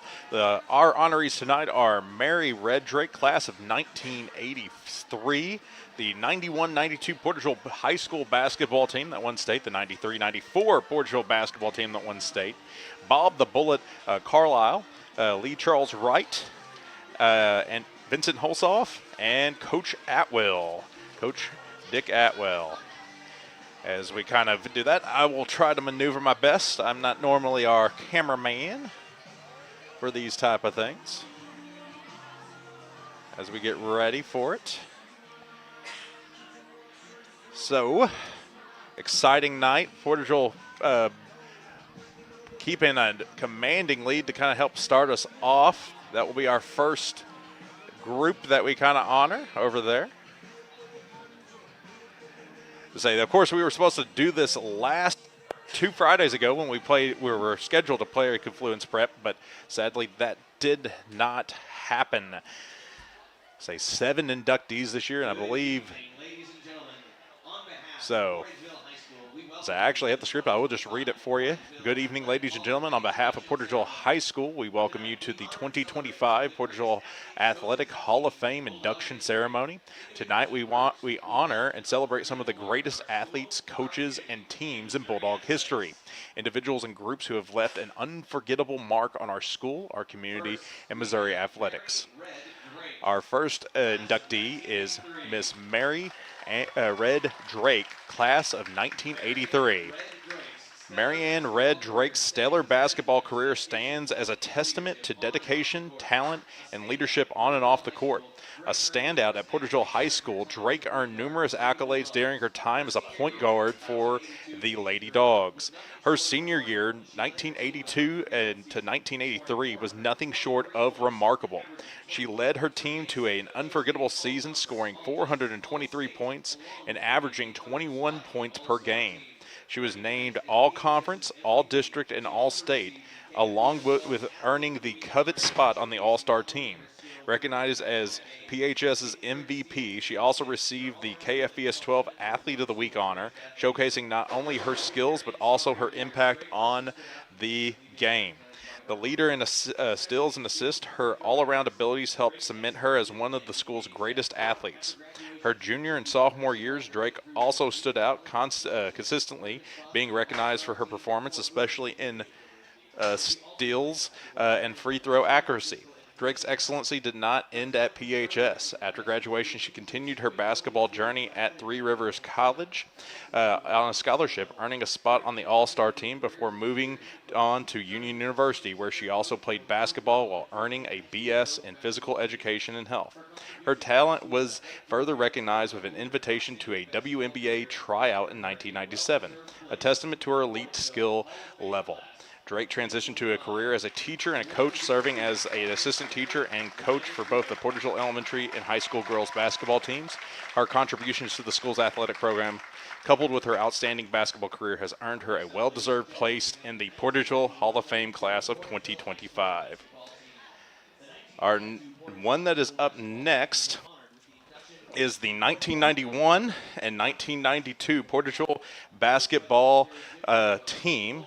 It has been honored with the induction into the Portageville Athletic Hall of Fame as part of the class of 2025. Coached by legendary Jim Bidwell, the Bulldogs captured their second consecutive state championship, finishing the season with an impressive 24-5 record. Their postseason run was marked by dominant performances, including a win over Bernie in the sectional and a commanding 76-53 victory over Cardinal Ritter in the quarterfinal, securing their place in the Final Four for the second straight year. In the state semifinal, Portageville edged Highland in a tightly contested 70-66 battle, setting the stage for the thrilling championship showdown. One of the most exciting games in Missouri high school history, the Bulldogs outlasted Eugene 85-82 to clinch the state title. This remarkable team displayed resilience, unity, and a championship mindset throughout the season. Their induction to the Hall of Fame celebrates not only their historic achievements on the court, but their lasting legacy they left on the Portageville athletics and community. And of course, we're also honoring the 93-94 team. So the 1994 Portageville High School boys basketball team secured its place in Missouri sports history by capturing a Class 2A state championship with a 76-66 victory over Fatima in the finals. This remarkable achievement was described by Coach Jim Bidwell as a miracle year, coming on the heels of losing a core group of standout seniors from the previous season. Despite these challenges, the Bulldogs reloaded and rose to the occasion, showcasing resilience, heart, and medal. The team's postseason run included a signature win over Cardinal Ritter in the quarterfinals. A squad stacked with future NBA talent, including Lorraine Woods, Chris Carawell, and Jaheed White. With that victory, the Bulldogs made a definitive statement and ultimately claimed their fourth consecutive state title. This incredible stretch of dominance cemented Portageville's legacy as a true basketball dynasty, marking one of the most storied and inspiring eras in Missouri high school athletics. Coach Bidwell and Coach Joe Scott are the ones receiving the award on behalf of that team. Up next is Bob the Bullet Carlisle, class of 1954. Bob Carlisle, a 1954 graduate of Portageville, known by his unforgettable nickname, The Bullet, left an indelible mark on Southeast Missouri athletics with his explosive speed, unmatched athleticism, and fierce competitive spirit. On the football field, he was a standout force, earning all-conference honors in both 1952 and 1953, and capping off his senior season with third-team All-State recognition. In 1952, he scored 114 points, leading all of Southeast Missouri, and shattered expectations in 1953 by racking up 198 points, the highest in the entire state. His 33 touchdowns that year set a Missouri state record and showcased his rare ability to dominate on both sides of the ball. Carlisle's football prowess drew the attention of major college programs across the country, including legendary Alabama coach Paul Bear Bryant, who actively recruited him. Roll Tide. Carlisle's talents weren't limited to the gridiron. In 1954, he excelled in track and field, setting the state record in the shot put with a throw of 48 feet and 4.5 inches, and a county record of 48 feet and 10.5 inches, demonstrating a unique combination of strength and technique. Throughout his high school career, he was a multi-sport athlete, lettering in football, basketball, track, and tennis, an uncommon feat that spoke to his natural ability and relentless work ethic. His contributions to athletics was recognized in 1970 when he was inducted into the Poplar Bluff Letterman's Club. Carl's legacy is as one of the most successful and dynamic high school athletes of his era, and his place in the Portageville Athletic Hall of Fame is a fitting tribute to a true local legend. Mr. Tony, our beloved janitor, he is our beloved custodian. He is accepting the award on behalf of Mr. Lee Charles Wright, class of 1979. Lee Charles Wright, a standout athlete from the class of 1979, enters the Portageville Athletic Hall of Fame as one of the most electrifying and accomplished football players to ever wear the Bulldog uniform. An all-state running back, Wright burst onto the scene during the 1977-1978 season when he broke the school's single-season rushing record by racking up over 1,300 yards as a junior. Known for his breakaway speed, powerful running style, and unmatched work ethic, he finished his high school career holding numerous records in offensive categories. His leadership and playmaking ability were instrumental in guiding Portageville to back-to-back appearances in the state quarterfinals, raising the standard of the program and inspiring future generations of athletes. After high school, Wright continued his football career at Arkansas State University, where he totaled nearly 700 yards rushing and scored 3 touchdowns during his time with the Red Wolves. His success at the collegiate level further reflected the talent and determination that defined his time at Portageville. Today, the school proudly celebrates his legacy with his induction to the Athletic Hall of Fame class of 2025, a fitting honor for one of the all-time greats in Portageville history. All right, up next is going to be Vincent Holsoff. The late Vince Holsoff is honored with a well-deserved place in the Portageville Athletic Hall of Fame, a true legend whose high school career left an unforgettable mark on the field and beyond. During the 1953 season, Vince earned all-conference honors in a competitive Little 7 league and was named All-Region, all while leading teams that never lost a game. As a powerhouse fullback, Vince earned the nickname Big Train for his incredible strength and determination, famously carrying multiple people on his back as he charged down Main Street in Portageville. This extraordinary strength translated directly onto the football field, where Vince would carry teammates and opponents alike for extra yards, consistently pushing his team toward victory. His athletic prowess was matched by his unique spirit. Vince was also a dedicated member of the band, proudly playing his tuba during halftime shows, showcasing his versatility and team spirit on and off the field. Vince's remarkable talents drew the attention of top collegiate programs, including the University of Missouri, Notre Dame, and ultimately the University of Arkansas, where he contributed to the Razorbacks Southwest Conference Championship and their appearance in the Cotton Bowl. He later completed his collegiate career at Arkansas State, leaving behind a legacy of dedication, strength, and sportsmanship. Vince Holsoff's journey from a dominant high school athlete to collegiate champion embodies the heart and soul of athletic excellence, making him worthy and inspiring inductee into the Portageville Athletic Hall of Fame. The very last inductee is Coach Atwell, Coach Dick Atwell. Coach Dick Atwell begins his remarkable coaching and teaching career in 1971, dedicating 3 decades to shaping the lives of young people both on and off the field. Over the course of his career, he taught biology, physical education, and wildlife conservation, bringing passion and purpose into every classroom. As an assistant coach in both football and track, Coach Atwell played an instrumental role in achieving 10 conference titles, 6 district championships, and 5 quarterfinal appearances. His strategic mind and unwavering work ethic left a lasting legacy in the athletic programs he helped build and sustain. Beyond wins and titles, what truly set Coach Atwell apart was his deep care and commitment to his students. He constantly went above and beyond to ensure their needs, academic, athletic, and personal, were met. We believe wholeheartedly in guiding students through their formative years, helping them grow into responsible and confident young adults. His impact extended far beyond the classroom and field, earning him an admiration of students and colleagues and the community. For his lifelong dedication and exceptional service, we are proud to welcome Coach Dick Atwell into the Hall of Fame. And that is the Hall of Fame class of 2025 for the Portageville Bulldogs, and we are proud to bring them in. Ladies and gentlemen, please join me in once again in congratulating the 2025 Portageville Athletic Hall of Fame class. Their achievements and legacies will forever inspire future Bulldogs and to chase excellence both on and off the field. Thank you all for being here tonight and honoring these legends of Portageville athletics. All right, so that was the Hall of Fame ceremony.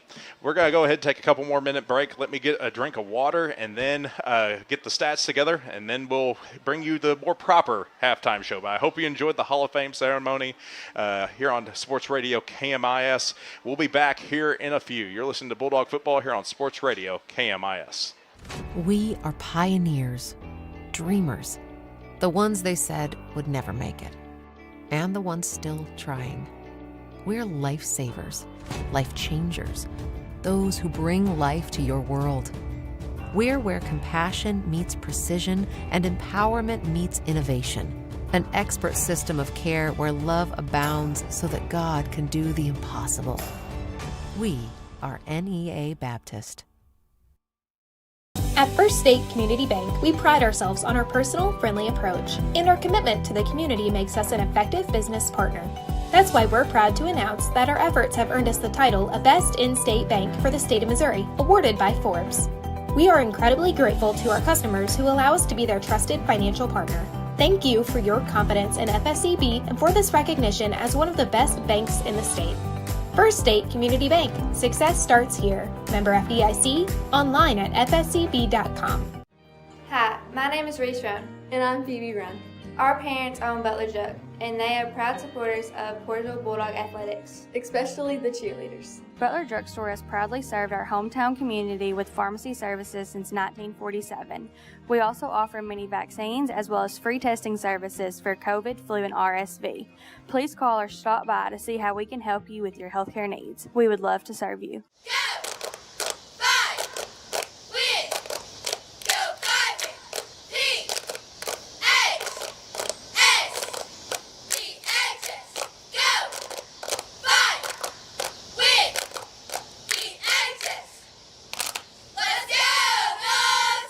If disaster strikes, what would happen to your business? Let the professional team at Ellington Insurance make sure you're covered. Ellington Insurance offers a wide range of services from group and property insurance to commercial general liability, business auto, small business and workers' comp from companies you trust like Philadelphia, Liberty Mutual, Columbia, and Travelers. Ellington Insurance understands the needs of local businesses because they're one too. Contact them today and get covered in Portageville and Caruthersville or online at ellingtoninsurance.com. The Portageville Bulldogs are off to another exciting season in their quest for a state championship. Lewis Roan Farms is a booster and supporter of Portageville High School sports throughout the year and extends their best wishes to the teams, coaches, players, and fans as they carry on the proud tradition of Bulldog sports with hard work, practice, and determination. Good luck and best wishes to the Portageville Bulldogs from Lewis Roan Farms in Portageville. Agriculture is not a fad, and it's not for the faint of heart. Long days become long nights, sacrificing time away from family, even on weekends, just so you can get the crop in and get the crop out. This is your way of life. At Farm Credit Southeast Missouri, we are 100% bought into your commitment. Because we are customer owned, it is our mission to be your ag lender, and we intend to be your value-added partner for next year and the long term. Your ag lender will always be there. Call Jay Ward or Jack Giles in Portageville at 573-379-3461. Hey, this is Daryl Wilcoxon with Wilcoxon's Home Place Furniture and Appliance on the South Bypass in Kennett. School has started back. Maybe your child needs a brand new mattress set that he's outgrown. Football is kicking off, and we've got the recliners and the big screen TVs for you to sit and watch and enjoy the game. Come see us, Wilcoxon's Home Place Furniture and Appliance, 901 South Bypass in Kennett, Missouri, a family furniture tradition for over 75 years. At First State Bank and Trust, your future matters to us. Whether opening your first checking account or growing savings for the future, we're here to help with innovative tools and personalized service. FSBT offers a range of deposit options to fit your needs. For nearly a century, we've been committed to the financial needs of our local customers. Secure your future with a bank that's been trusted for generations of families in Southeast Missouri. First State Bank and Trust. Your money, your future, your bank. Member FDIC. Amy Pryor, Assistant Prosecutor for New Madrid County, proudly supports the Portageville Bulldogs as they gear up for another exciting season. With dedication, grit, and team spirit, these athletes are ready to make their community proud. As they take the field, Amy Pryor stands behind them, cheering on their commitment and heart. She knows success comes from perseverance, and these Bulldogs are built for it. Best of luck this season to the Portageville Bulldogs. From New Madrid County Assistant Prosecutor Amy Pryor. Stop. There's no need to pay full retail price when you need a replacement part for your vehicle. One visit to Delta Auto Parts and Salvage, Highway 61 North in Portageville will save you money. Serving the area for over 60 years, Delta Auto Parts and Salvage specializes in domestic auto and small truck parts. You'll always get quality service and parts at Delta Auto Parts and Salvage with local delivery and nationwide shipping available. Plus, you can search for your part right from their website, deltaautoparts.com. Before you pay full retail price, call Delta Auto Parts and Salvage, 800-392-0506.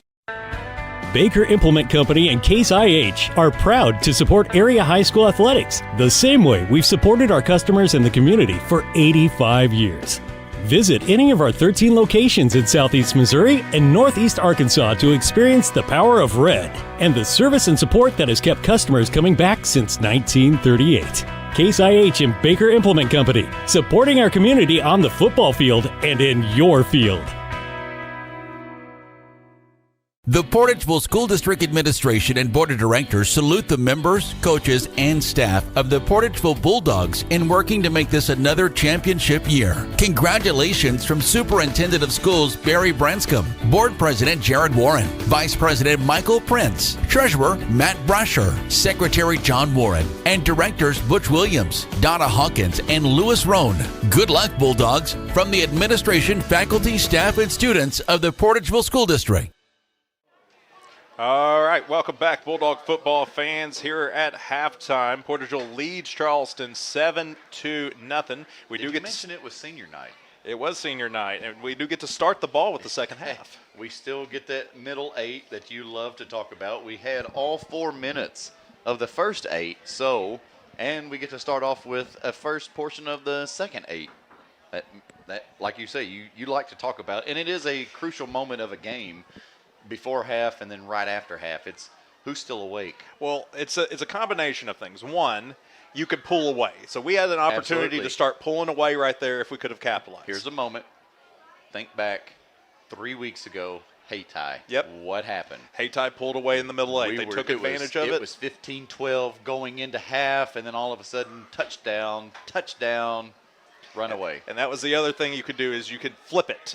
So let's say instead of it being 7-0 in favor of the Dogs, it was 7-0 in favor of the Blue Jays. If you have control of that middle 8, you could flip that score, and so instead of being down, all of a sudden you're up. Luckily, we did.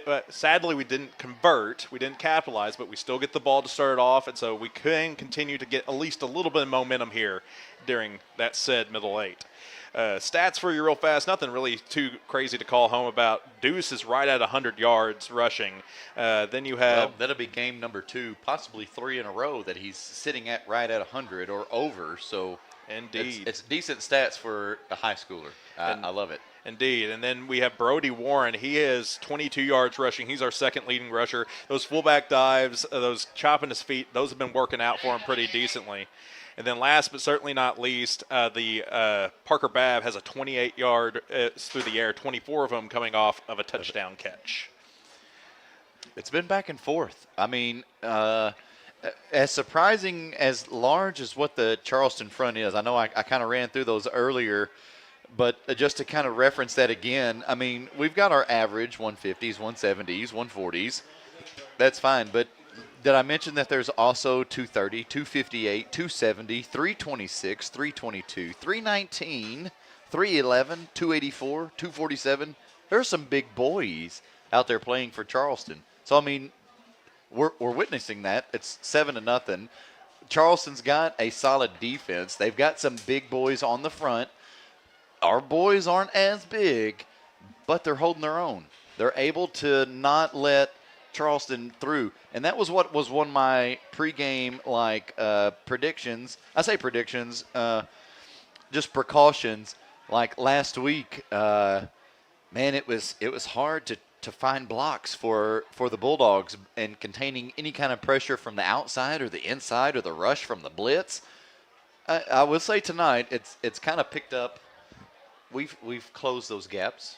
We've figured something out. Deuce has been able to find an open seam and run up the field for 15, 20 yards breaks. But at the end of the day, we're still allowing major stoppage in the backfield on letting that pass rush through. Well, Portageville's offense was clicking pretty well up until like that second Charleston timeout, and whenever Absolutely. that was kind of a weird timeout, but that's where they settled their defense down, being like, "Hey, y'all got Iced this." us. Yep. And from that point forward, it seemed like Crothersville just had our answer, or Charleston had our answer, answered our bell. But Portageville was able to find some momentum there when we got a short field. And we were able to kind of inch close, but we weren't able to punch it in. The same thing happened with Charleston. We both kind of got right up to the edge, right up to scoring, but could not punch it in. All right, Charleston. Sorry. Charleston getting ready to kick off. Here it goes, kind of a high kick. Weird high launch kick. It went about 11 yards, and I hope the Bulldogs They got it. They got it. That was 14 who caught it. I think that's Cole Dodd, if I'm not mistaken. I don't have my roster in front of me. Here you go. Yep. It's right there. Oh, right here. But I do believe it was Cole Dodd, but it was 14 who caught it for Portageville. So Portageville will start off with decent field position, ball on their own 45-yard line. Cole Dodd, you are correct. Mr. Davidson. The problem. Who wants to be a millionaire? There is the guy you need to call. He knew it. All right, Cole Dodd on the ball there for the Bulldogs. 1st and 10 from our own 45. Cross midfield. A great run from number 1, Antonio Deuce Higginbottom, for a gain of about 7, maybe 8. We'll give him 7, Mr. Davidson. So it'll bring up 2nd and 3, ball on the Blue Jay 48-yard line. Kind of returning to what got us down the field in the early near the end of the second quarter. Keep in mind, it was an interception that kind of iced that particular drive for the Dogs. It was not the running game, and the running game was getting some good chunks of yardage. And they're going to go to the running game again, giving it to Deuce. He gets enough for that first down, plus a little. Absolutely. Move that ball and the chains. First down, Bulldogs. It's on the 44-yard line. On the 43, give us another yard. I love it. 11:09 to go here in the third. Still Bulldogs in control of this middle 8. We ate entirely all 4 minutes of that first middle 8. Now we're here in the back half with a minute gone. Giving it to Brody. He finds himself a little bit of a seam. Bounces. Ooh, look at that big gain, Mr. Davidson. Looks almost like 8 or 9. But they're going to give him 10. They're going to give him 10. I thought it was 9 myself, but I'll take the 10 and I'll take the first down any day of the week. Absolutely. He bounced and was able to find plenty of green, and he ate it up. This weather is nice here for football. 1st and 10, Bulldogs on the Blue Jays 34. Handoff up the middle. Goes for a short gain of about 1. Slam the door. All right. 10:23 to go here in the 3rd. If a gain, like Mr. Conway said, about a gain of 1, so it'll be 2nd and 9. Clock ticking away. 2 minutes have already melted off of it here at the beginning of the 3rd. All right. Warren in shotgun. Quick handoff to Deuce. He is met by a bunch of those guys that I mentioned earlier that were, did I mention, Mr. Davidson, that they were like 326, 319, 311. Yeah, big boys. And most of these guys, I believe, are seniors, correct? No huddle. Look, quick, no huddle offense for Portageville. Back on the line, trying to go for 2. They've got Warren and Deuce in the backfield. They've got Babb and Bell here on the near side. They pitch it to Deuce. He runs here near side, crosses 30, crosses the 20 almost, and out of bounds, just shy of the 20, about the 22. It's enough for a first down, though. That's the important aspect of it. Just shy of that Baker Implement red zone. So first down, Bulldogs. No huddle offense out on the field. They're looking at their wristbands, looking at the cadence.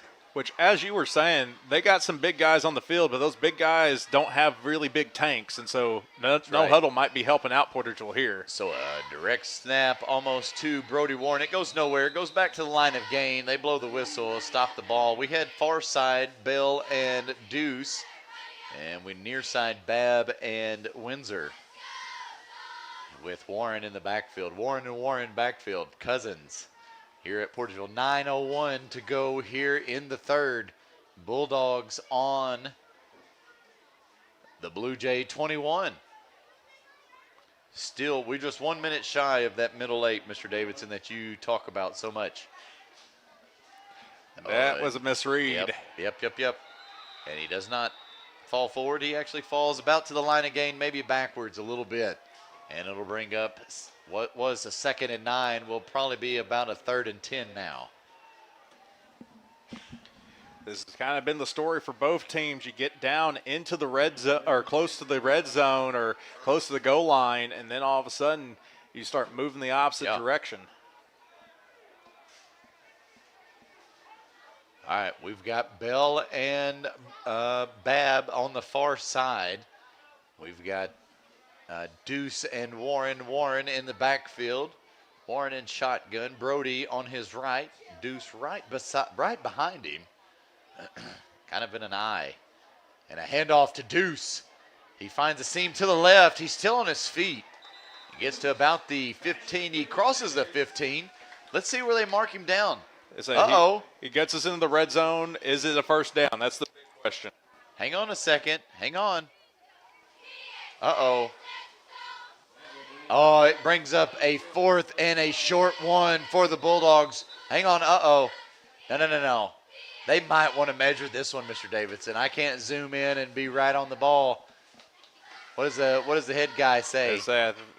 Nope.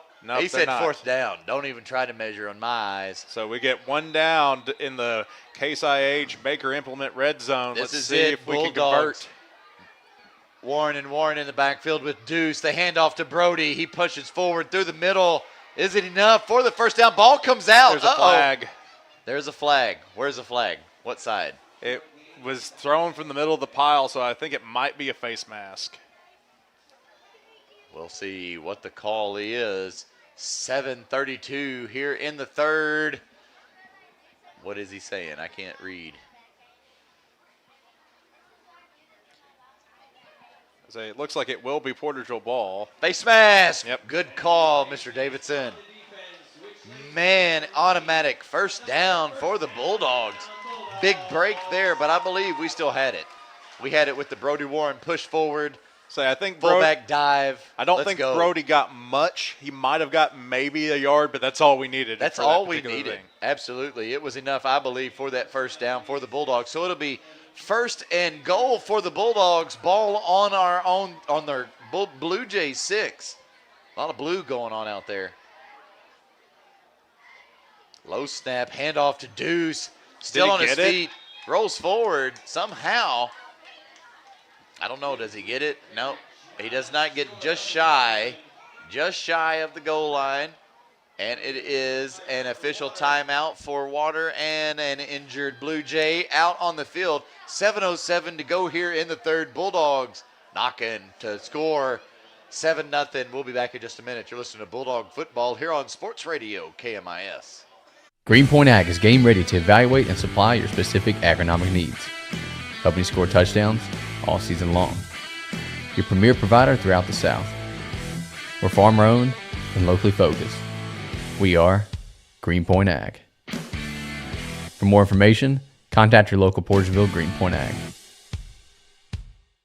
Good luck to the Portageville Bulldogs from Rob Barham and the staff at Greenpoint Ag on State Highway T in Portageville.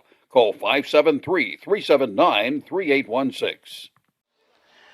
Welcome back, Bulldog football fans. 7:07 left to go here in the third quarter. Portageville is threatening to go up at least 13-0. There's about 1 yard separates us and a touchdown. It'll be 2nd and goal on the 1. No charge timeout to either team. That was a referee's timeout.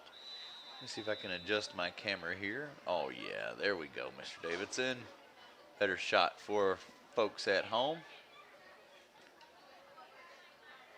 They give it to Deuce. There we go. Like a hot knife through butter. Touchdown, Portageville. Perfect. Touchdown run from Antonio Deuce Hickenbottom and the Dog.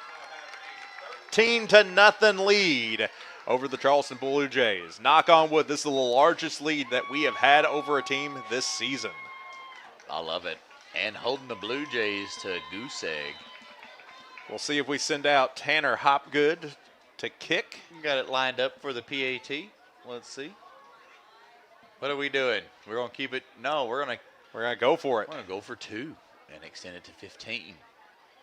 Make it a little more palpable for the Blue Jays. Instead, they keep it to 13 all.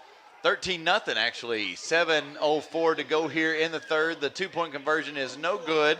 We'll be back in just a minute. You're listening to Bulldog Football here on Sports Radio KMIS. The city of Portageville extends congratulations to the Portageville Bulldogs on another fine year. You represent our school and community in a very positive manner and have contributed to making this year's team one of the best ever to wear the blue and white. On behalf of the city of Portageville, Mayor Michael Cook Jr., Alderman Gary Falk, Dennis McCrate, Rob Smith, Chris Simmons, City Clerk Rachel Rather, and all city employees send their very best wishes. Good luck, Bulldogs, from the city of Portageville. We are pioneers, dreamers, the ones they said would never make it, and the ones still trying. We're lifesavers, life changers, those who bring life to your world. We're where compassion meets precision and empowerment meets innovation.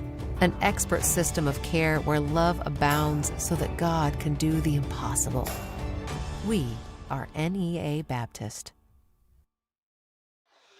Welcome back, Bulldog football fans, here at Portageville. The score is... Just a big shout out way up north. All right, the score is Portageville 13, Charleston nothing. Botched, muffed kickoff return there. Got not a local area score update for you. You got Kinder County 36, Beach 6 at halftime. Yeah, that's way up in North Dakota, by the way. Just doing a global shout out to a team not here. Some more local area scores real fast. Crothersville 13, Valley 13, Kennett 32, East Prairie Crothersville nothing. 13, Valley 13. Yes. Uh-oh. I told everybody it was going to be a barn burner down there. Nobody believed me. They thought Crothersville was just going to run all over Valley. They must not remember the Valley team that I remember. Charleston with a quarterback keeper. It's a Wildcat. It's a heavy package. chased down by number 8, James Shalley. Just shy of the first down, though. Kennett 40, East Prairie nothing. So they went with the heavy package. The running back actually went away from where all of his blockers were and kind of gets the grain to get an 8-yard gain there to make it 2nd and 2.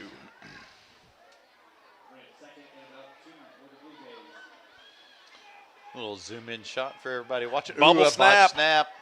He runs to the far side. Knocked out of bounds. He does get the first down, though. And he'll be about at the Bulldog 44-yard line.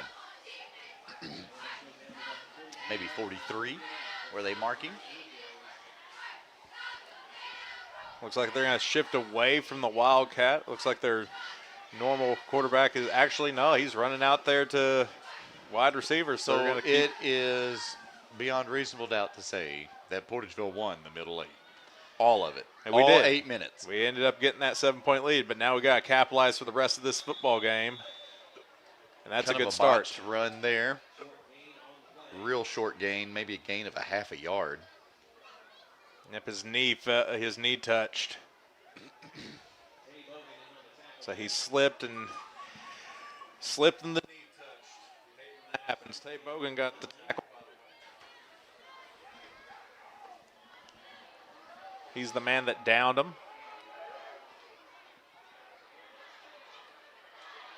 And he finds opening. Touchdown. All the way open. Number 20, wide open for the Blue Jays. I don't even have the roster pulled up. Here it is, number 20 for the Blue Jays, Timothy Frazier II. He is a senior, 6 foot, 189 pounds, wide receiver D-back for the Blue Jays. They go up on the board for the first time tonight here with 5:43 to go in the third. And the Blue Jays put up 6-13 over the Bulldogs, under the Bulldogs. How about that? Interesting way to answer it. It looks like they're going to stick to the heavy package and keep on going on from there.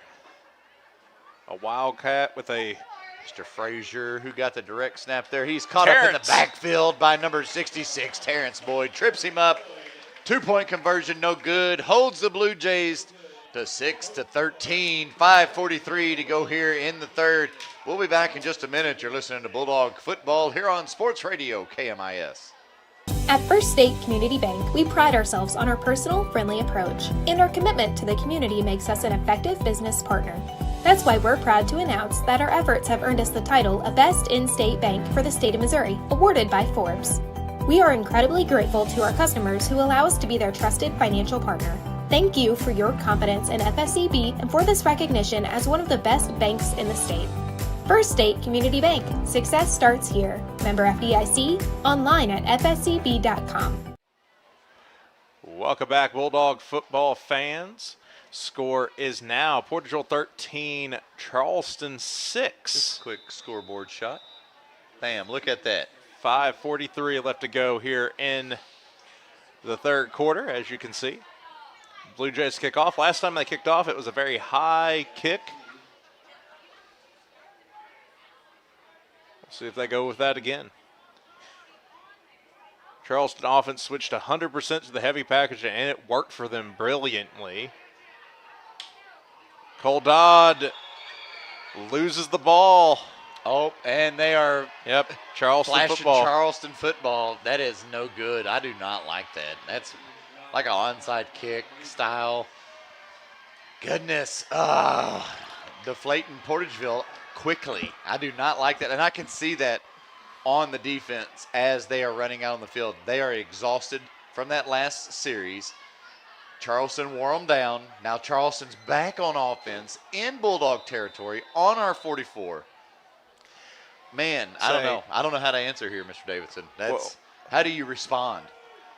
Well, we're switched to a 4-4. It wouldn't surprise them if they continue to show heavy. We switch to more of like a 5 front with a traditional nose guard. We're still rocking 4 though, and they're going to run a jet sweep.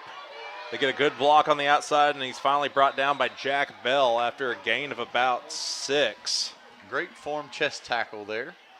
He could have broke down just a little bit better, but he did stop the ball from any forward progress. He'll bring up a 2nd and about 4 for the Blue Jays. with 5:14 to go here in the third. 13-6, Blue Jays with a onside, basically kick. I mean, it was a kickoff recovery. Portageville with a muffed catch, and Charleston able to recover. So now they are on the Bulldog 38-yard line. And they're out of the heavy set and back into their more traditional offense. And it's going to be a screen pass. Once again, cutting against the grain. Bring him down. Coach is not happy upstairs. I can feel the booth a-shaking. Goodness. James Shalley with the tackle there. Ooh, and an injured Blue Jay on the field. 3rd and 5 for the Blue Jays when we come back from this injury timeout. You're listening to Bulldog Football here on Sports Radio KMIS. Hi, my name is Reese Roan. And I'm Phoebe Run. Our parents own Butler Jug, and they are proud supporters of Portageville Bulldog Athletics, especially the cheerleaders. Butler Drugstore has proudly served our hometown community with pharmacy services since 1947. We also offer many vaccines as well as free testing services for COVID, flu, and RSV. Please call or stop by to see how we can help you with your healthcare needs. We would love to serve you.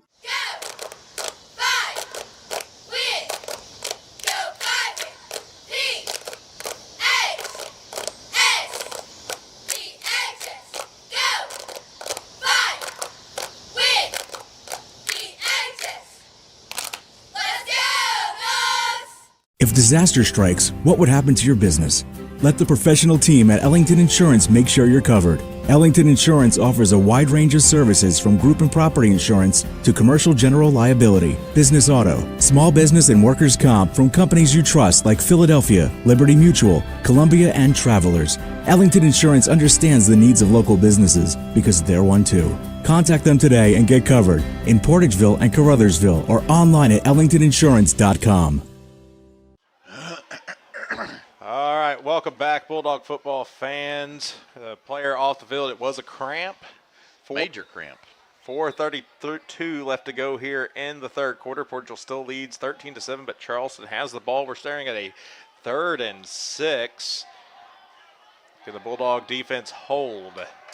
Eli Wheeler motioning for the crowd to get loud. Defense trying to make a stand here for a 3rd and 6. Ball on the 40.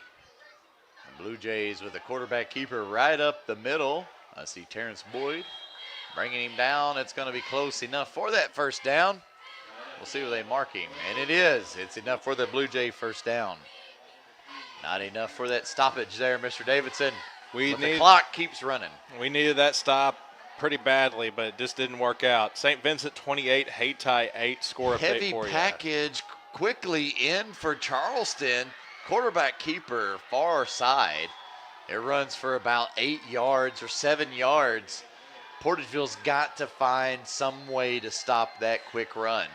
No huddle offense, back on the line, heavy package, no defense set. Now we're set. We're running a 3 front. Direct snap to number 20. There we go. We are Fumble. loose. Does Portageville have it? And Portageville has it. Portageville comes up with the loose ball. Charleston momentum marching down the field. We stop the ball on our own 30-yard line. Woo! You talking about, man, Mr. Davidson.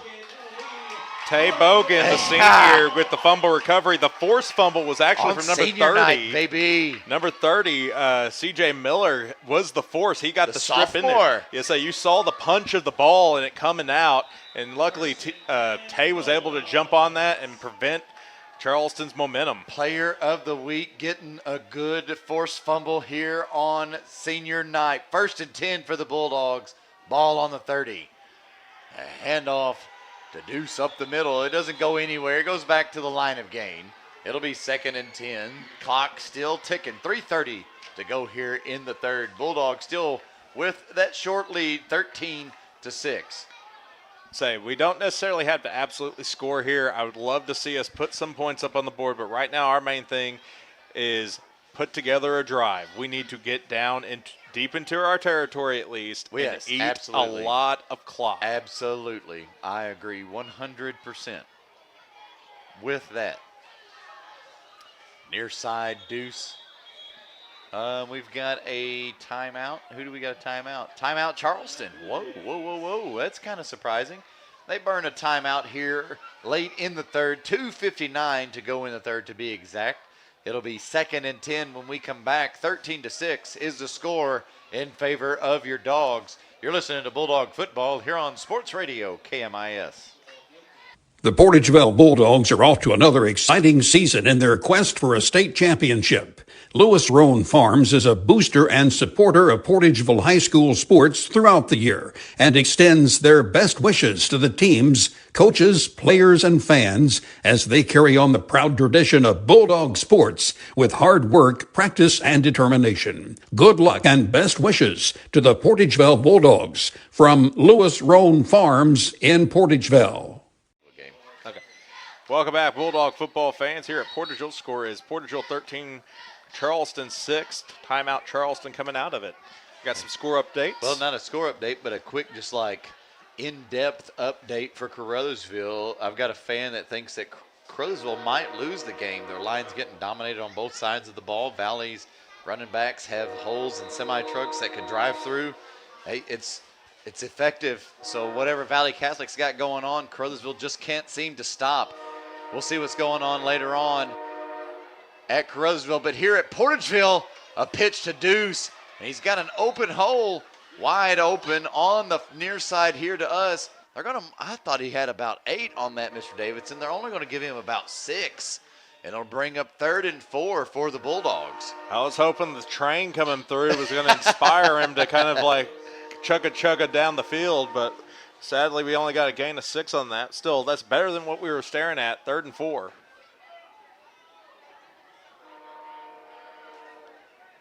Modified pistol with the receiver split right. Hand off to Deuce again. Brought down here right at the 40. Near side here to us. It's going to be just shy. No, they're going to give it. They're giving it to him. First down, so he gets a gain of 5. Give it to him, Mr. Davidson. So far, I like this ref crew because I've been just close, they call it. Yeah, because I've been conditioned like it's close, we're not going to get it, and then all of a sudden they're just like, bring the chains.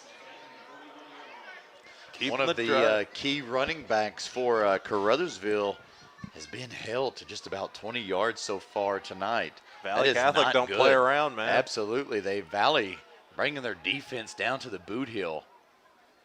Here at Portageville, though, Max Warren in shotgun, hands it off to cousin Brody Warren. Falls forward for about 3 yards. It'll bring up 2nd and 7 for the Bulldogs. 1-4-1 to go here in the third. 13-6. Say some other area scores for you real quick. Kennett 46, East Prairie nothing. New Madrid 20, Kelly 6, St. Vincent 28, Hayti 8. St. Vincent what? 28, Hayti 8. Brody Warren with the football. Goodness. Hand off to Warren to the left here near side to us. He gets a short gain of about 3. I'll give him 3. It'll bring up 3rd and 3 for the Bulldogs. Ball on the 48. 1 minute. We've got to get to the 51, Mr. Davidson. Technically the 49, but it's the Charleston, I guess the Charleston 51. I don't know. 52 seconds left to go here in the third. Giving it to Deuce. Oh, man, met at the line. It's going to bring up 4th and 3 for the Bulldogs here with under 35 seconds to play. I think they're going to go to quarter. In fact, I see the coaches taking off their headsets. I think we're going to just let it go to quarter. We'll let it flop ends, man. We've got 29 seconds on the play clock, 20 on the time clock. Absolutely going to go to the 4th and final quarter here on Senior Night, Hall of Fame ceremony night here at Portageville, season opener. Matter of fact, here at Portageville. Home opener. See, not season opener, but home opener here at Portageville as the 3 seconds finally tick off for the 4th and final quarter. 13-6 is a score as we lead the Blue Jays in the 4th and final quarter. We'll be back in a minute. You're listening to Bulldog Football here on Sports Radio KMIS. Agriculture is not a fad, and it's not for the faint of heart. Long days become long nights, sacrificing time away from family, even on weekends, just so you can get the crop in and get the crop out. This is your way of life. At Farm Credit Southeast Missouri, we are 100% bought into your commitment. Because we are customer owned, it is our mission to be your ag lender, and we intend to be your value-added partner for next year and the long term. Your ag lender will always be there. Call Jay Ward or Jack Giles in Portageville at 573-379-3461. Welcome back, Bulldog football fans. They're giving shout-outs to the cheerleaders between the third and the fourth quarter. You might notice that their bows are yellow. It is Childhood Cancer Awareness We'll Night just do as a well. slow pan right here across them as they're doing their tumbles. All the Portageville High School cheerleaders, seniors involved. Miley Milam right there doing her little kick. All right, back underway here at Portageville. 4th and 3. The Dogs heavy package, the diamond package in. Now this is straight traditional heavy. It looks like false start. That was false start against number 20, Brody Warren. I will call you out specifically. I seen it. End of story. Yeah, it was the Bulldogs, so move it back 5. What was a 4th and 3 is now a 4th and 8. That is not what the Bulldogs needed here for this momentum change. But that was traditional heavy package. That was not diamond. Okay. That was 3 off to the side. You had Deuce back, and now we have Evan Windsor back to punt it away.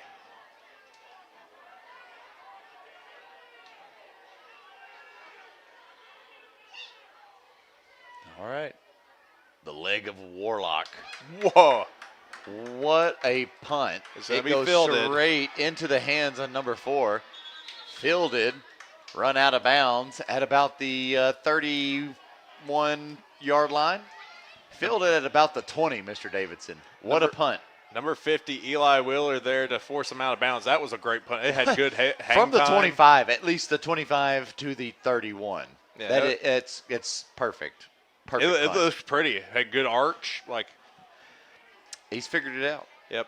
I don't want to see him punt because who is special teams coach on the field? Give a shout out to him. That is Coach Red, of course. Hey, Coach Red. All right. He would know. Oh, and Coach Tyler catching that one. Coming in from the refs off the field.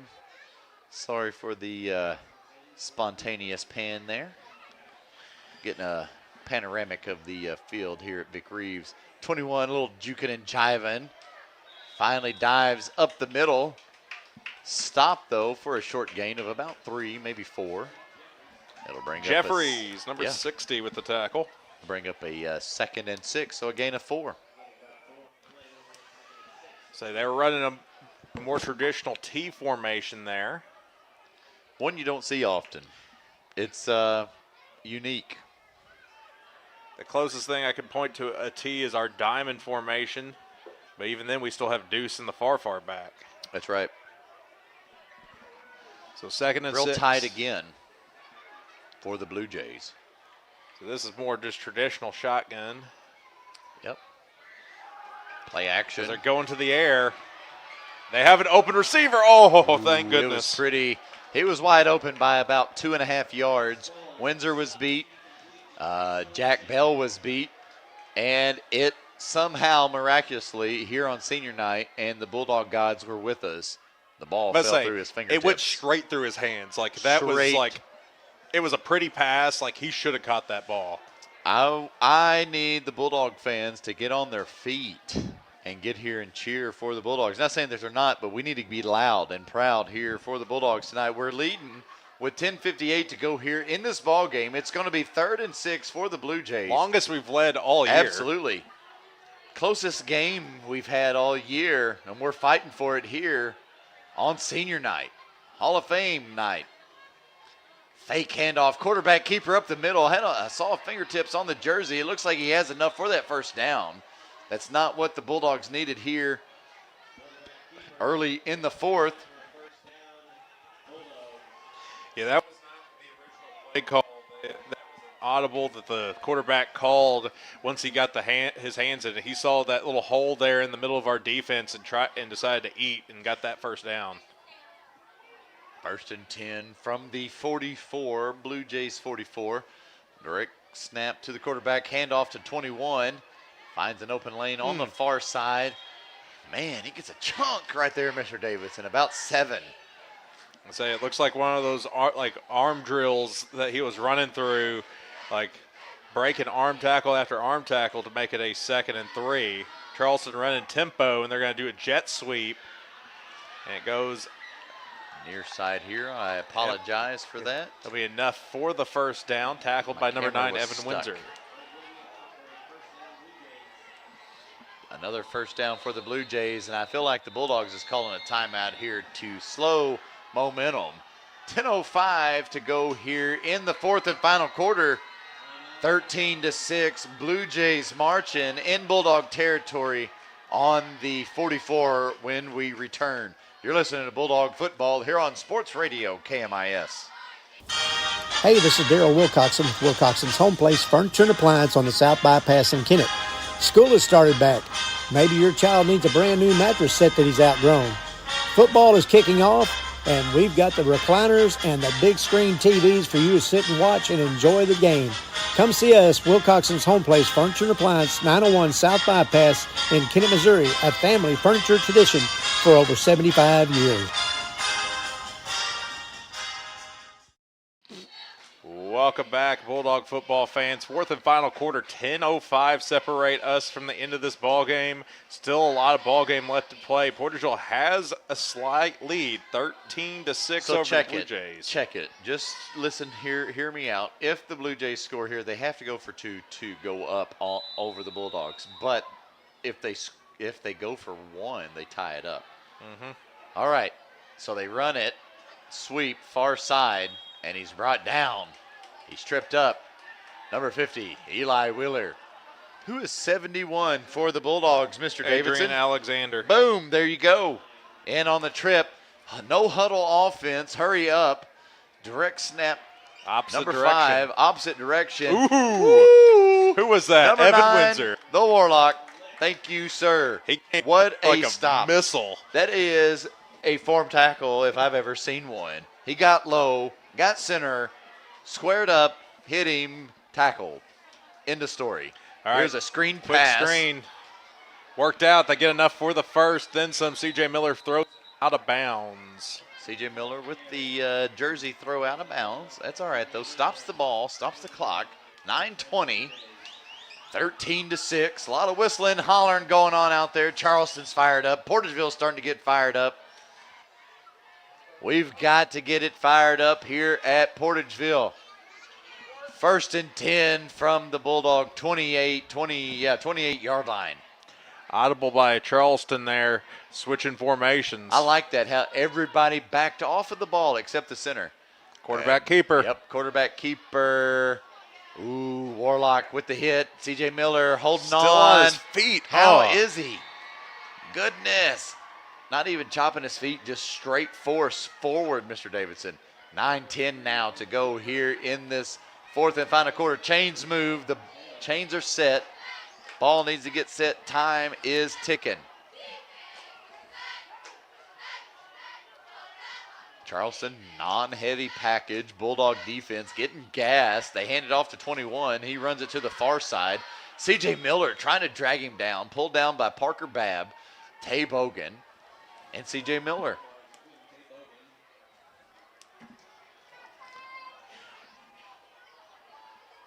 No huddle offense already. Man. All gas, gassing no them. brakes. Yep. Another jet sweep. Good bump there by number 8, James Shalley. Finally brought down by a host of Bulldogs. Man, 8:25 to go here in this 4th and final quarter. The defense is getting gassed. I want y'all to see that. C.J. Miller's gassed. They're slow getting up. Tay Bogan's gassed. Max Ordez is gassed. We've got to get some subs in there, or we've got to be able to slow this momentum down. No huddle from Charleston again. Back on the line, 3rd and 2. They run it to the far side. Right up the gut. A good stop by number 9, Evan Windsor, but it's enough for that Charleston Blue Jay first down. They're in the red zone. They are they're on about the 5. It's about first the and 5. goal. First and goal from the 5. 8 minutes left No to go huddle. here. Yeah, no huddle again. Sorry. It's all good. Quarterback keeper. He tries to hand it off. He's going to try to go for the pylon, and he gets it. Chased down by number 1, Antonio Deuce Higginbottom, but it's not enough. And the Blue Jays answer with a touchdown, making it 13-12 here with 7:46 to go in the fourth quarter. My goodness, we've got a shootout here at Portageville. I hear we've got a shootout down in Caruthersville with Caruthersville and Valley Catholic. I've not heard a score update, but we've got a timeout here at Portageville, and it'll be a timeout Blue Jays after a touchdown. 7:46 to go here in the fourth and final quarter, 13-12 after a Blue Jay touchdown. We're coming back with a PAT. You're listening to Bulldog Football here on Sports Radio KMIS. At First State Bank and Trust, your future matters to us. Whether opening your first checking account or growing savings for the future, we're here to help with innovative tools and personalized service. FSBT offers a range of deposit options to fit your needs. For nearly a century, we've been committed to the financial needs of our local customers. Secure your future with a bank that's been trusted for generations of families in Southeast Missouri. First State Bank and Trust. Your money, your future, your bank. Member FDIC. Clock manage. Sorry, we were arguing when we come back. We were talking about what we do here as a Bulldog. 7:46 to go here in the fourth. It is a touchdown Blue Jays. It's 13-12, 1 point difference. They don't go for a PAT. They're going to go for 2 to take the lead. You're not on. I'm not talking. There we go. Sorry. We got to go for 2. They have to go for 2 to take the lead. We have to stop them. So the game is not here, but this is a massive play for the Bulldogs. We have to get this This is more stop. than massive. This is a game ender. Like, I know there's 7:46 to go, but man, we ate 8 minutes there in the middle 8 that Mr. Davidson likes to talk about. We can eat them again. We've got 7:46. We need to get a stop. Going for the 2. Direct snap to the 5. Is he offside? Did we get it? I think it got him. I think they stopped him. Oh, yes! Absolutely. 2-point conversion is no good. Thank you. Thank you. On senior night, that's a stop that the Bulldogs needed. We needed that little momentum here to come back on this series when we come back after this failed 2-point conversion. 7:46 to go here in this fourth and final quarter. The Bulldogs still holding on to that 1-point lead, 13-12. We'll be back in a minute. You're listening to Bulldog Football here on Sports Radio KMIS. Amy Pryor, Assistant Prosecutor for New Madrid County, proudly supports the Portageville Bulldogs as they gear up for another exciting season.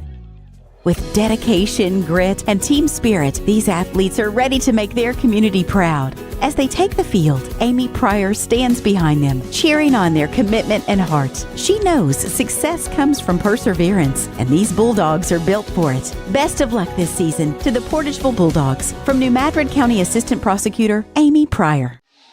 Welcome back, Bulldog football fans. Score remains Portageville 13, Charleston 12. So Dogs hang on to a 1-point lead. Smell this one out. Smell an onside kick. They're doing a little trickery here. And I don't like it. Each time Charleston's kicked off, it's been high, and it's been going to one of our upbacks. So we just need to make sure that we corral it this time. They got the onside kick last time. We need to make sure they do not pull it off this time. They are kind of heavy towards one side. Oh, it is onside, right, and they got it, and he might score. Offsides. It's offsides. They're blowing it down. They're blowing it dead. There's the laundry, folks, right there. There it is. Offsides, Blue Jays. Offsides, Blue Jays. Oh, there's 2 flags. There's one on the far side. Let me get that one, too. Laundry, they're not liking that. The coaches are not liking that. Our coaches are, though, on the other hand, loving it. Offsides, false start against the Blue Jays. Move the ball back another 5 and try that kick again. I will say, though, Mr. Davidson, I've got to stop. It was there for the Blue Jays. I'm not going to lie. He caught that perfectly. It was the most 11, 10-yard kick I've ever seen in my life. Straight up in the air, right into his hands. It helps. That was perfect. It helps that the athlete, the player they had in that particular position was such an athlete that he could be able to corral it. But luckily, it ends up helping out Portageville. It'll be 1st and 10 because it was a procedure violation.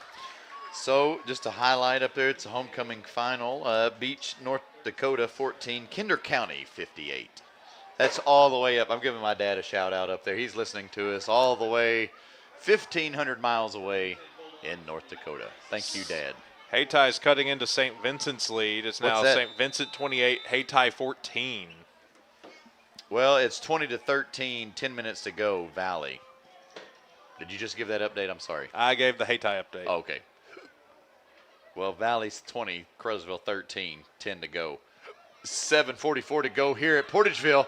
Handoff to Deuce. Oh, I thought he had a seam on the left side. He was caught from behind. Pushed forward, though, for about 5, Mr. Davidson.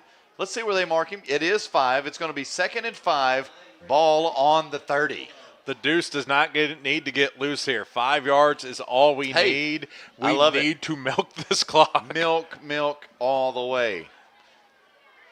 7:18 to go now here in the 4th and final quarter. Bulldogs definitely milking the clock. I feel it. I definitely feel it. 21 on the play clock. Definitely. There it is. Yep, they're standing, just waiting. Yes. To say, the Warrens have no hurry at whatsoever. Like, that is a straight up, we're not playing. Now by. 10, under 10. Here's a snap. Handoff to Deuce. He's caught in the backfield. That's all right. Hey, it's okay. A loss of about a yard, Mr. Davidson. That's not okay. Brings up 3rd and 6. I don't like that, but the clock still runs. We're at 6:40. 3rd and 6. Ball on the 33, or 32, or 31, I'm sorry. 31 and a half. Get it right. St. John 35, Park Hill Central 0, Valley 20, Carruthersville 13. Just to confirm the score from the friend of mine that's at the Carruthersville game here tonight. It's just about 15 miles south of us. The Tigers taking on Valley Catholic Warriors. Warren, handoff to nope. Fake handoff to Warren. Oh! Wow. Oh, my goodness. 32-yard rushing touchdown. Quarterback, senior, number 7, Max Warren. 6 minutes to go here on senior night. 19-12 is the score in favor of your Bulldogs. Let's go. Here is your Oscar, Mr. Warren. That was an amazing acting job. Everybody bit. No one even thought it. And he, before anybody noticed, he had the first down and then some. Touchdown, He just said, Portageville. go ahead and give me the touchdown. 6:01 to go here at Portageville. 19-12, 7-point lead. We've got to go for 2 to maintain that lead, Mr. Davidson. We've got to seal the deal here. Yep, going for 2 here would make it a 2-score game. Actually, a 2-score game guaranteed because it'd be a 9-point advantage. Offsides. Terrence. Ooh, it might be against Terrence. I'm not going to lie. I feel like Portageville jumped a little bit, but the defense might have jumped. Nope. Oh, it is against the defense. Oh, my gosh. How did we get so lucky? So wow. Encroachment into the neutral zone made Terrence jump. Even better, pull off whoever you were about to send on there. All right. I think they were going to send in their passing formation a little bit more, but now they're going to just leave the same group in. Sorry for the jumpage there on the camera. Let's get zoomed in. I am almost as zoomed in as far as I can here on our end zone. We've got Shalley, Babb, Diamond, Warren, Deuce in the backfield, Diamond package, Shiny. And there's a flag. What is the flag? I don't like this. Let's just follow this guy because this guy is going to be the guy that knows. So he is the head ref, the head zebra. And it's going to be, no way, against the defense again. Half the distance to the goal, so we just move it another half. It's like on the half yard, yeah. Half yard forward. Goodness. Will this 2-point conversion ever end, Mr. Davidson? I hope it ends with 2 points. I agree. 6 minutes left to go here in the 4th quarter. If we get this 2-point conversion attempt, it is a 2-score game. Dogs running back up to the line. We've got the diamond package in. Babb, Warren. Timeout Portageville, I'm guessing. It is. Yep. Oh, my goodness. Timeout Portageville. Sorry for the the crescendo right back down to nothing. 6:01 to go here in the fourth and final quarter. Bulldogs with a touchdown, trying for a 2-point conversion. 19-12 is the score. We'll be back in just a minute. You're listening to Bulldog Football here on Sports Radio KMIS. Stop. There's no need to pay full retail price when you need a replacement part for your vehicle. One visit to Delta Auto Parts and Salvage, Highway 61 North in Portageville will save you money. Serving the area for over 60 years, Delta Auto Parts and Salvage specializes in domestic auto and small truck parts. You'll always get quality service and parts at Delta Auto Parts and Salvage with local delivery and nationwide shipping available. Plus, you can search for your part right from their website, deltaautoparts.com. Before you pay full retail price, call Delta Auto Parts and Salvage, 800-392-0506. Welcome back, Bulldog football faithful. Here in the fourth and final quarter, Portageville has a 7-point lead, 19-21. 6 minutes left, but we're hoping to make it a 9-point lead here on this 2-point conversion attempt in the diamond formation. We desperately need this, Mr. Davidson. We've got to have this. Bab with the snap low. He falls forward. It is good, and there's a flag. Oh, no. I don't want that. I don't like that. I don't like that. What is that? Face mask. What do we got, Mr. Davis? Is it against Charleston? Hopefully it's against Charleston. That's as far in as I can zoom, and I will follow that white hat. And Portageville's celebratory. Let it happen.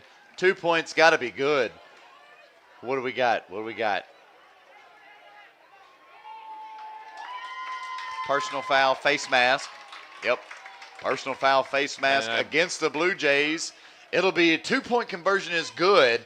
It'll be 21-12. 6:01 to go here in the fourth and final quarter. Thank you, Bulldog gods. We will be back in just a minute. You're listening to Bulldog Football here on Sports Radio KMIS. Baker Implement Company and Case IH are proud to support area high school athletics the same way we've supported our customers in the community for 85 years. Visit any of our 13 locations in Southeast Missouri and Northeast Arkansas to experience the power of red and the service and support that has kept customers coming back since 1938. Case IH and Baker Implement Company, supporting our community on the football field and in your field. Oh, and welcome back, Bulldog football fans. There we go. The penalty assessed at the end of the play of the 2-point conversion. It'll be assessed. Oh, man, the football, it was the closest it's ever been right here into our booth. I got my hands up. Up, and then a rocket right below us. Oh, Portageville trying an onside kick just to, and a flag. What's the flag for on the far back side there? Delay a game? Delay a game against the Bulldogs. So actually they're going to re-kick. All right, so put it on the 50. We were on their 45. We'll go back to our 50. We'll go back to midfield, neutral territory. It is our 50. It's our 50 here at Portageville on senior night, but I must say, it's quite literally it's the Blue Jays in 50. the middle of our P. It is our 50. I mean, right in the middle of the circle of the P. You couldn't get no better than that. Look at that, Mr. Davidson. I like this little huddle and then the sugar pooch kick. Okay. It goes up to the up backs at about the 35, 34-yard line. Not a horrible field position for the Blue Jays, but let's remind folks back home. If they even score 8, they're still down by 1. It'll be 21-20 if they score with 5:59 to go here in the fourth and final quarter. Now, let's hope that the defense came locked and loaded. With that said, Charleston was showing a lot of success running tempo there last time they were on offense. That's how they were able to score and cut the lead 2-1. We'll probably see a lot of tempo here again. They are going empty set, Hail Mary formation, quads. 4. Oh, my goodness. Got a big guy out there. Oh, they got a guy in motion. Fake handoff screen. Back. Oh. That's a lateral. That's live. That's a live ball. And that should be Portageville ball. It is. It is Bulldog ball recovered by number 50, Eli Wheeler, here on senior night. Ooh, and a Charleston coach is out there on the field trying to argue a little bit. Uh-oh, hang on a second. Hang on a second. It was a backward pass. It was a backwards pass. It is Bulldog ball. Here on senior night, number 50, Eli Wheeler with the recovery, with the backwards pass. 5:53. All we have to do, Mr. Davidson, eat that clock. All we have to do. A touchdown seals the deal. Nails the coffin shut. Whatever you want to call it. So 5:53. The argument I think the Charleston coach was trying to make was that it was still in front of the quarterback, but it was still behind the line of scrimmage, and that's what the main thing that makes it a backwards pass, a live ball. Live, heavy diamond package for the Bulldogs to Deuce. Bingo, Wide bango, open, bongo. Touchdown, Bulldogs. Man, just a few seconds off the clock. Doesn't matter. Big recovery there for the Bulldogs. 27-12 now. 5:47 to go here in this ball game. Big momentum for Portageville here on senior night. Big swing there for the Dogs, getting them in position, and there he is, the Hopgood himself, Tanner, coming out to kick the PAT to make it a 28-12 ball game. Let's zoom in and watch this one up close, Mr. Davidson, as close as I can to see through the uprights. Let's see. Warren to hold. Here's the snap.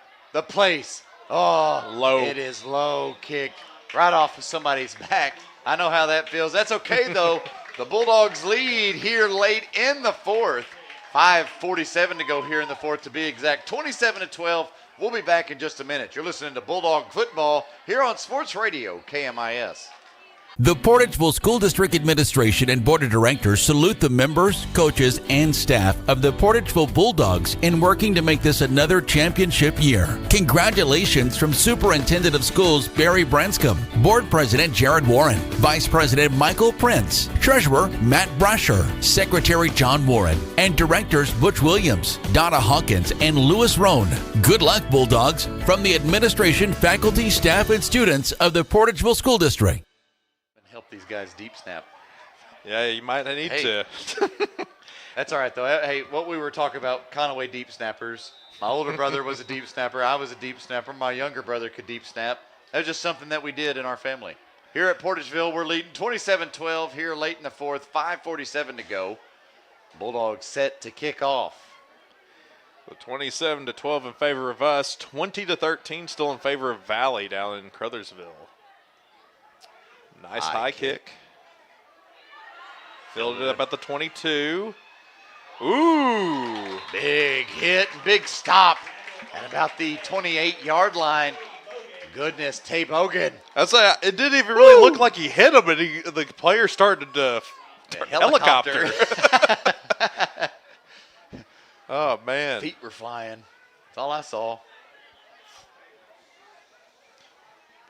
All right, so Portageville now with a 15-point lead. This is the largest lead Portageville's had all season. I think this is the most comfortable I have felt with Portageville playing with a... There's a little excitement, a little buzz because of this. Do you not feel it?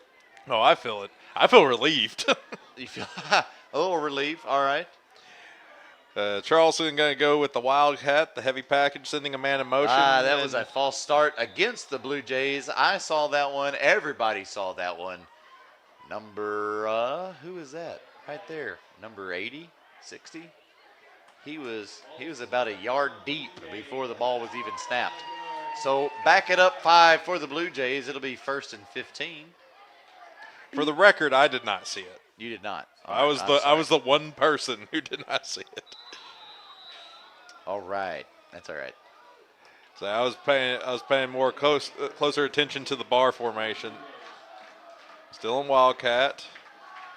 Ooh, that was a nice little move there for the running back. Jack Bell, is he going to be a saving grace? Nope, still on his feet. Brody Warren. Yep, gets across midfield, brought down at about the Bulldog 41, 42-yard line is where they're going to mark him out. Goodness. I'd say that kid is a baller. Number 24, Charleston. That is Timothy Frazier II. I say he is an athlete. I got to give him that. I got to give him his props. Absolutely, yeah. Jet sweep. Huddle, jet sweep. Flag. Uh-oh. I didn't see a flag near side here. Right there along. I think it's holding. Okay. Decent. I would yeah, that's a good call. I would say holding. False start against the Blue Jays. What is more interesting, though, Mr. Davidson, the no huddle, the no just a hurry-up offense has only taken off about 24 seconds off the clock. What was 5:47 is only now 5:23, and the Blue Jays are in Bulldog territory on the 47-yard line. Yeah, the Blue Jays want to keep as much time on that clock as possible. A lot of it just came from that big play from Frazier running the Wildcat. He made a really good move to get that big gain. Other than that, Portageville's kept them fairly contained. I will say, I like how he's able to be used as a dual threat. Quarterback dropping back to pass, rolling far right, throws to nothing. He's out of the pocket, though. He made it outside the line, 5 yards. No intentional grounding. Even though there was no receiver in the area, he was outside of the lines. And it made it past the line of scrimmage. Absolutely. So, no intentional grounding. 2nd and 15 for the Blue Jays. 4:54 to go here in this game. Good pressure, or good defense, or good coverage defense from the defensive backs there to allow the defensive line to get coverage. I was wanting to say pass, something pass coverage or pass protection, but it's not that. It's the defense side. Mm-hmm. Coverage. Pass coverage. Man in motion for the Blue Jays. A little heavy on the left side here, Mr. Davidson. Single on the right. He's rolling right. Finds that single guy, Parker Babb, chasing him down. It is a first down. Clock still running. Move the chains. Here is the train.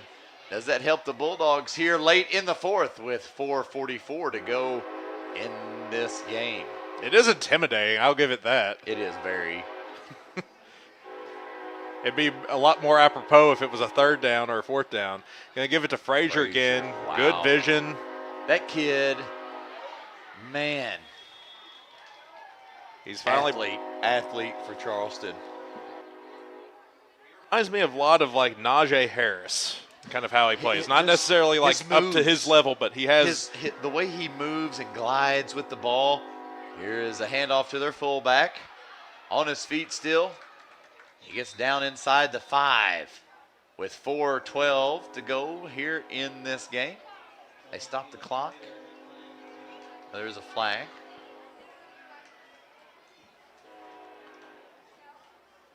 Ooh. What is that? Illegal substitution against Portageville. 12 players on the field for Portageville. A little cross arm across the chest, folks, is a representation of 12 players on the field, or illegal substitution, which is 12 players, which is fine. All right, it kind of slows things down. It is illegal substitution against Portageville. It'll bring up, I believe, 1st and 5 for the Blue Jays, but it is a timeout Bulldogs with 4:13 to go here in the 4th. We've got 1 timeout left. We'll bring up 1st and 5, ball on about the 4-yard line or the 6-yard line. 27-12. We'll be back in just a minute. You're listening to Bulldog Football here on Sports Radio KMIS. Greenpoint Ag is game ready to evaluate and supply your specific agronomic needs, helping you score touchdowns all season long. Your premier provider throughout the South. We're farmer owned and locally focused. We are Greenpoint Ag. For more information, contact your local Portageville Greenpoint Ag. Good luck to the Portageville Bulldogs from Rob Barham and the staff at Greenpoint Ag on State Highway T in Portageville. Call 573-379-3816. Welcome back, Bulldog football faithful. 4:13 left to go here in the ball game. Portageville with a 15-point lead, so it is at least a two-score advantage. But Charleston is threatening There's no huddle. High tempo has been working out for them. Keep an eye on 20. That is Did I mention they also Frazier. have a 5 front that averages about 280? Quarterback keeper running far side. He scored Eli last time. Warren pushes him out of bounds. He loses a few yards.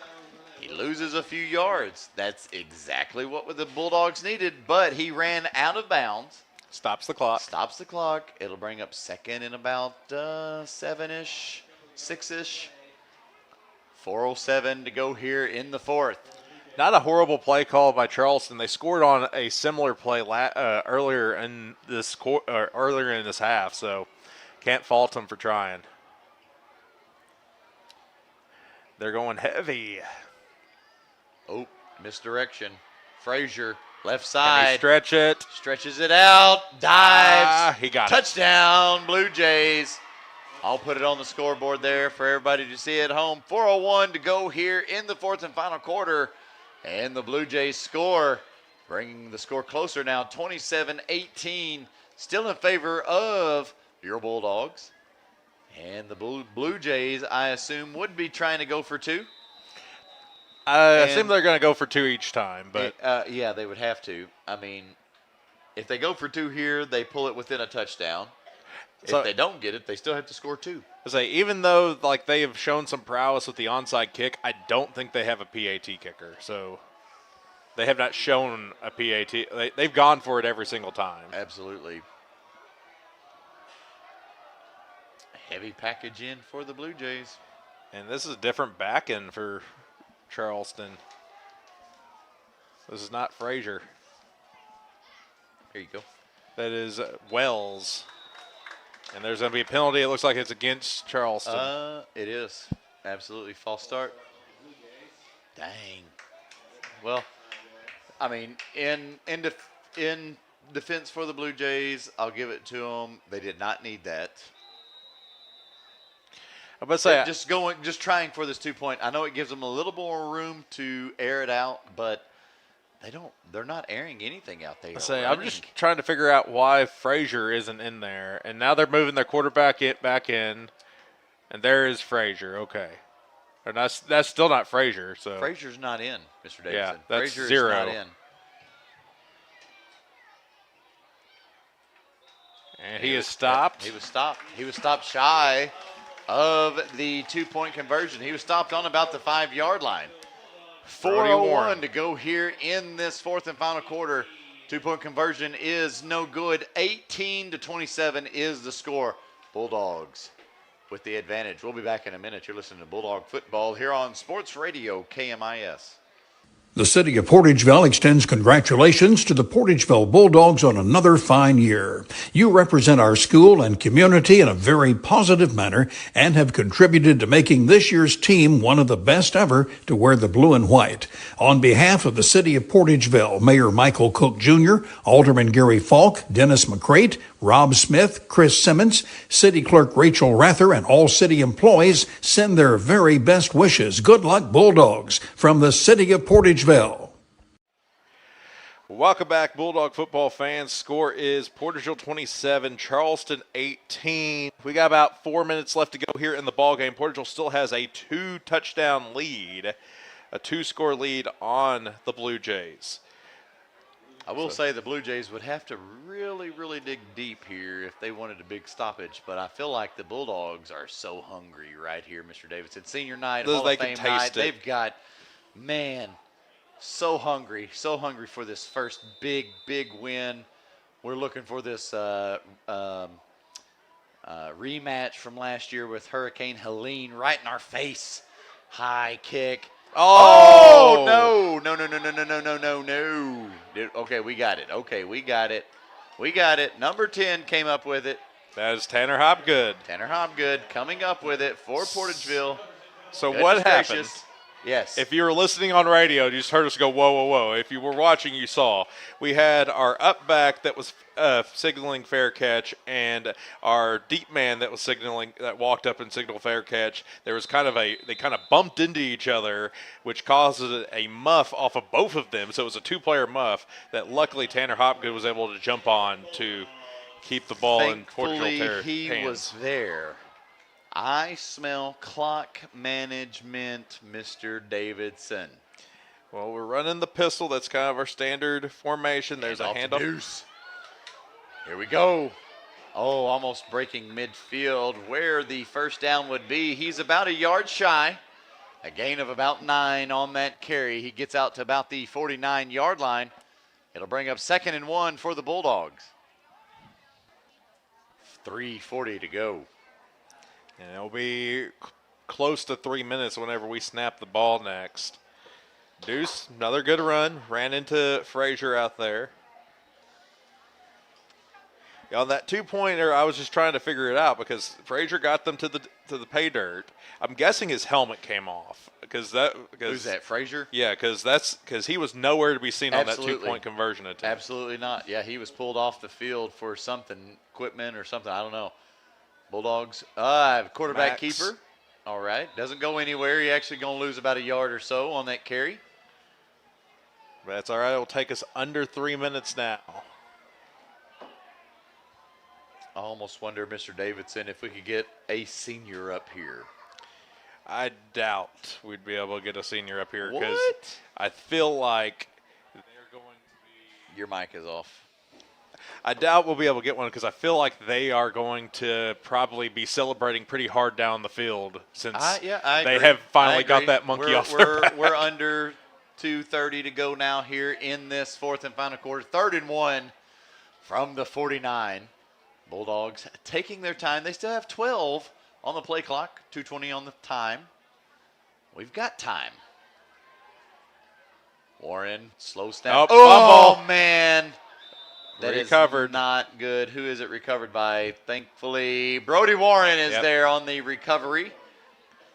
And that'll That's take all right, us under though. 2. Time keeps going. Time should keep going, right? It should, yes. On the ref's whistle. Yep. Because they had to verify that it was recovered. Clock needs to run. There we go. Everybody yelling, start the clock. Now it's under 2. We're staring at a 4th and short, so we still could have a chance of. I think we might take our final time out here because we're going to let it run down, and then we're going to. Yeah, we're going to let it run down, call a timeout. Or are we going to take a delay of game? I think we're. But there we go. Timeout, Portageville. Flag. Delay game against Portageville. All right, I guess they just took the delay of game. We had the timeout. I'm curious why we didn't just take it. Well, there's really no need for it. Well, it was 4th and 3. It's clock management. Just take the down, try to do it again, run a little more time off, and make a stand here because there's no way. Let me knock on wood. Hopefully y'all heard that. There's no way Charleston comes back from this at all. And the ref is trying to figure things out here. I think they're wanting to change the clock. That's what they're doing. They're wanting to change the clock. 1:35. Yep, 1:35. There we go. Perfect. All right. Score lady's got it. She's got it. She said, don't mess with me. All right. 1:35 to go here in this game. Play clock. 20. Windsor to punt. Windsor to punt. Good punt. Down to the Hey, 20. let it bounce. And it stops at the 21 with 1:24 to go here in this game. Watch that clock, guys. No.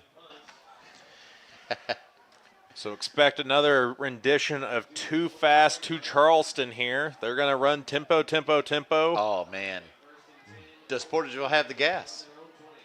Do we have the gas? I think we have the gas. Why the stutter? Why the stutter? I think we have the gas. I think Charleston might score, I know the though. score is different. I think Charleston can score. That's fine. Yeah. But the score outweighs how much they can score. They don't have a whole lot of room for error. Up tempo, most likely, for Charleston. Portageville needs 2 negative plays. They're going to the air. Oh. There's a little bit of a bat, and he catches it. Oh, they're going to say he caught that. Yep. Inbounds, just shy of the 40, so about the 38. That is enough for a Blue Jay first down. Stops the clock, 1:18. Big first down. Okay. A little more time off the clock. Apparently Deuce was the player that pushed him out of bounds. So that was a good catch. Like, I didn't think he was going to come down with that. I did not either. That give it props, man. Great hands. Another pass here, dropping back, far side. Lost it. But he goes out of bounds smartly. Loses. Man, he loses about 6-7 yards. Right now, yardage is not the issue. It's not the issue. You're correct. It's time. And he's working with 113. The coaches are yelling at him that he should have at least attempted to throw it out of bounds. But at least he stopped the clock. Portageville looking for their first big game win on senior night. Home field advantage. Our home opener for the first time this year. 1:13 to go here in the fourth and final quarter. Charleston, second in about 15. 100th season. 100th season here at Portageville. Little screen pass to Frazier, knocked out of bounds. Maybe a gain of about 6. So he got almost back to the original line of scrimmage. He'll be 3rd and long with 67 seconds left to go here in the fourth quarter. But out of bounds, clock stoppage. There's. Let me just go and say, I know there are some videos on YouTube of some team down in Texas where they scored like 3 touchdowns in like 27 or 30 something seconds. In a state championship game. Let me remind you. But hopefully this is not going to happen here. Charleston back to pass, rolling, pressure, still on his feet. Max Ordez. Ooh, James Shalley. James Shalley with the form tackle at about the 47-yard line. Back up by number 52, Tay Bogan. Keeps it shy of that first down. It'll bring up 3rd and about 1. And what is going on here? There is no timeout. They have no timeout. They don't have any timeouts. They're out of timeouts. On our board, they had no timeouts. They have. So we get a phantom timeout. The refs are all counting. I mean, I'm going off of what our PA guys got. They've got 0. We've got 1. They've had 0 since about 4.5 minutes into this fourth quarter. So, with left into this fourth quarter, a lot of fans leaving already because they know we've got it won, which is true. 44 seconds to go here in the fourth and final quarter. We've kept it here. 3rd and 1 for the Blue Jays when they get back out there. A little water break for the Bulldogs. 27-18 is the score. Pretty much in the bag, I would assume, for the Bulldogs. Big win here on senior night, Hall of Fame night. Let's say this home opener. This phantom timeout is still wrinkling my brain. Yeah, I don't know. I would like to go back and review that. That's okay though. They needed it. Charleston needed it. Give it to them. PA error. All right, so 4th and 1, 44 seconds. And in motion, Frazier direct snap. It's going to be reverse. Oof, and they throw down the field. Nobody's around. Interception, Portageville game. Windsor with the interception. Tackled by Frazier. That's pretty much ball game, folks. Here at Portageville, Vic Reaves Athletics Field, senior night, Hall of Fame night. Victory formation.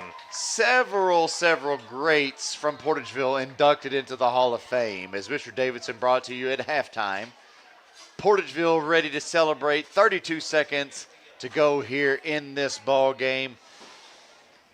My goodness. Big win here for Portageville. My. I love it. There's static in the air, Mr. Davidson. There's an electricity. As I was odd. It's got to continue on here next week. There's the first knee and the only knee I think they'll need for the night, and it will be the end of the ball game here at Portageville on senior night, Hall of Fame night. My goodness, 27-18 is your final for the Bulldogs. 13 seconds as we get ready to end this ball game. Mr. Davidson's already scribbling his final stats for the game. My goodness, what a good win for our home opener, our second home opener, a restart home opener, since our first one was forfeited. My goodness, 27-18 will be the final here tonight on senior night, Hall of Fame night. Good game, Bulldogs. All right, we'll be back in just a minute. Mr. Davidson, get his stats together. Let some advertisements roll and our sponsors roll. We'll be back in a few. You're listening to Bulldog Football here on Sports Radio KMIS. We are pioneers, dreamers, the ones they said would never make it, and the ones still trying. We're lifesavers, life changers, those who bring life to your world. We're where compassion meets precision and empowerment meets innovation. An expert system of care where love abounds so that God can do the impossible. We are NEA Baptist. At First State Community Bank, we pride ourselves on our personal, friendly approach, and our commitment to the community makes us an effective business partner. That's why we're proud to announce that our efforts have earned us the title of Best In-State Bank for the state of Missouri, awarded by Forbes. We are incredibly grateful to our customers who allow us to be their trusted financial partner. Thank you for your confidence in FSCB and for this recognition as one of the best banks in the state. First State Community Bank. Success starts here. Member FDIC. Online at fscb.com. Hi, my name is Reese Roan. And I'm Phoebe Run. Our parents own Butler Jug, and they are proud supporters of Portageville Bulldog Athletics, especially the cheerleaders. Butler Drugstore has proudly served our hometown community with pharmacy services since 1947. We also offer many vaccines as well as free testing services for COVID, flu, and RSV. Please call or stop by to see how we can help you with your healthcare needs. We would love to serve you.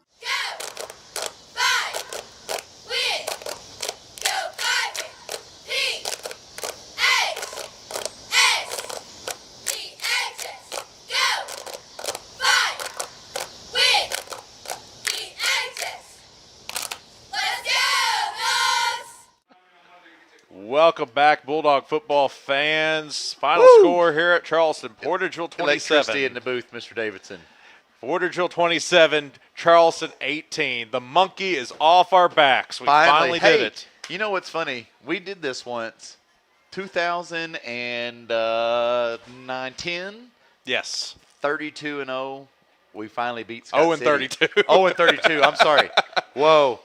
I would much rather it that would have been great. But no, 0-32, and we finally get the monkey off our back. That was a long time ago. But finally here for this football season, we were 1-3 coming into this game. The one win that we had was a forfeiture for Confluence Prep. It was out of our hands, not here.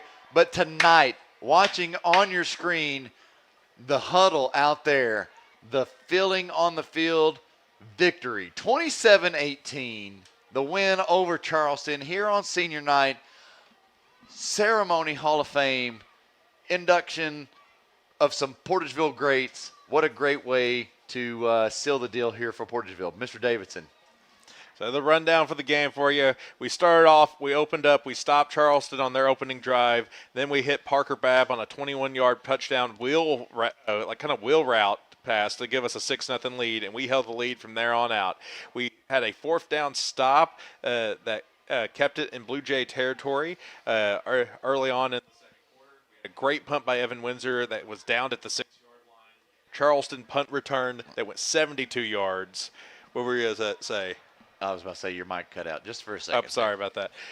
We had a good opening. Then we had a Charleston interception right before half. We had a good opening drive, or good opening drive with tempo. Deuce scored to make it a 13-0 game. A 42-yard touchdown score by Frazier cut it to a 13-6 score. Onside kick recovered by Charleston. C.J. Miller forced a fumble that Tay Bogan recovered, but then we gave it back to Charleston, and they did a no-huddle that made us run out of gas, and they scored a touchdown to cut it to a 1-point lead, 13-12.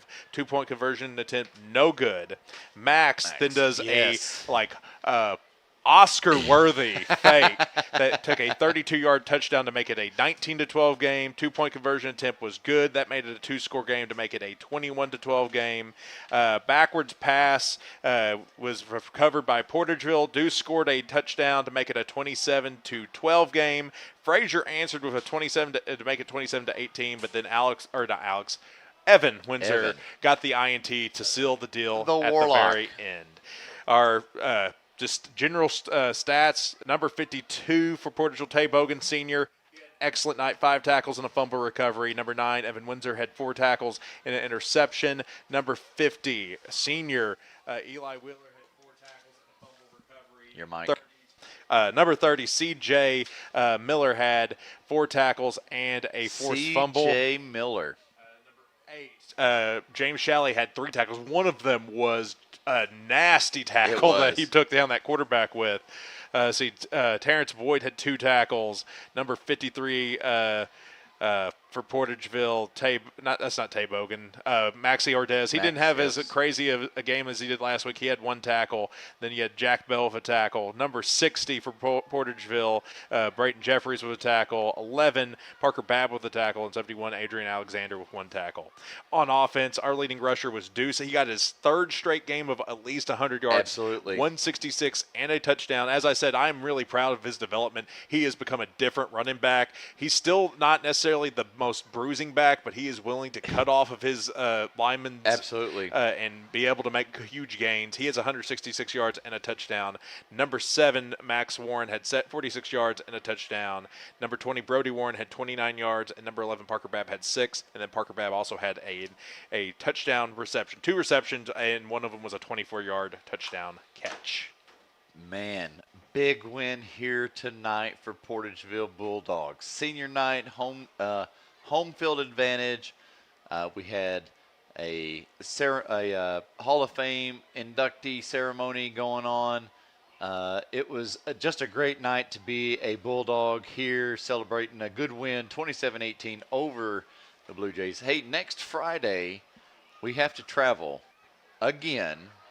I know we were on the road. This is the year for rubber meeting the road. We've got to really see what we're worth. So we're going on the road to Malden. Malden struggling a little bit this year. They were going into this week 0-4. I'm not sure who they were playing. I had it written down. They were playing Scott City with Chaffee. Okay, so I'm not saying I don't know what the outcome of that one was, but it would not surprise me if Scott City won that game. That's okay. So let's go with Mr. Davidson's prediction. Prediction, and we'll say that Scott City won. So going into the Malden game, let's hope that the Bulldogs. Well, I mean we are 2-4, 2-3. Sorry, 2-3, and let's hope that the Green Wave are 0-5, but in the chance they might be 1-4. A very important thing to note, this is a district game. Next week is a district game. Yes, I was about to say. And since we won this district game, if we so happen to be just right behind Charleston, we automatically get the flip. Yep. So we got that going for us. Right here, heads up contest. We beat them by 9 points. 9 points. So 27-18. So next Friday, Paul and I will travel to Malden, take on the Green Wave. The 2-3 Bulldogs will take on the Green Wave. Man, what a good win here tonight. Senior night, Hall of Fame ceremony. Man, can't ask for better. Great weather. Next time we're at home, it'll be homecoming. Man, okay, so next time we're home, it's homecoming, but that's in 3 weeks. We go to Malden next Friday. Then we Friday go to Donovan. after, we have to go to Donovan on the 10th. That is the 10th, October the 10th. Just a heads up. So we have 2 away games before we're back home for homecoming. So we have to stick with us, and we'll be back. I mean, the Magic will come back here to Portageville, and then we'll have 2 final home games, Cruzville and New Madrid County Central. But here tonight, the Bulldogs with the big win over the Charleston Blue Jays, 27-18. Couldn't ask for it better on senior night and Hall of Fame night here at Portageville. I'm Heath Conaway alongside best friend Paul Davidson. Tune in to us next Friday as we travel to Malden to take on the Green Wave. You've been listening to Bulldog Football here on Sports Radio KMIS.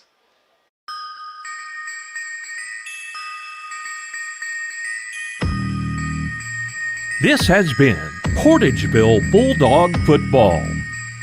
Our broadcast presented by Farm Credit of Southeast Missouri, Baker Implement Company, NEA Baptist Hospital, and by Wilcoxon's Home Place Furniture. Title sponsor for our broadcast, First State Bank and Trust.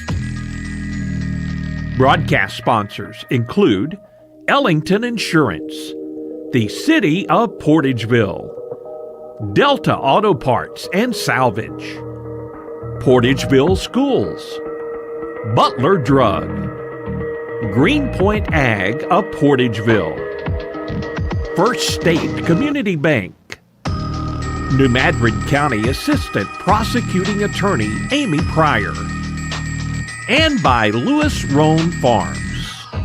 This broadcast has been a production of Pollock Broadcasting Company.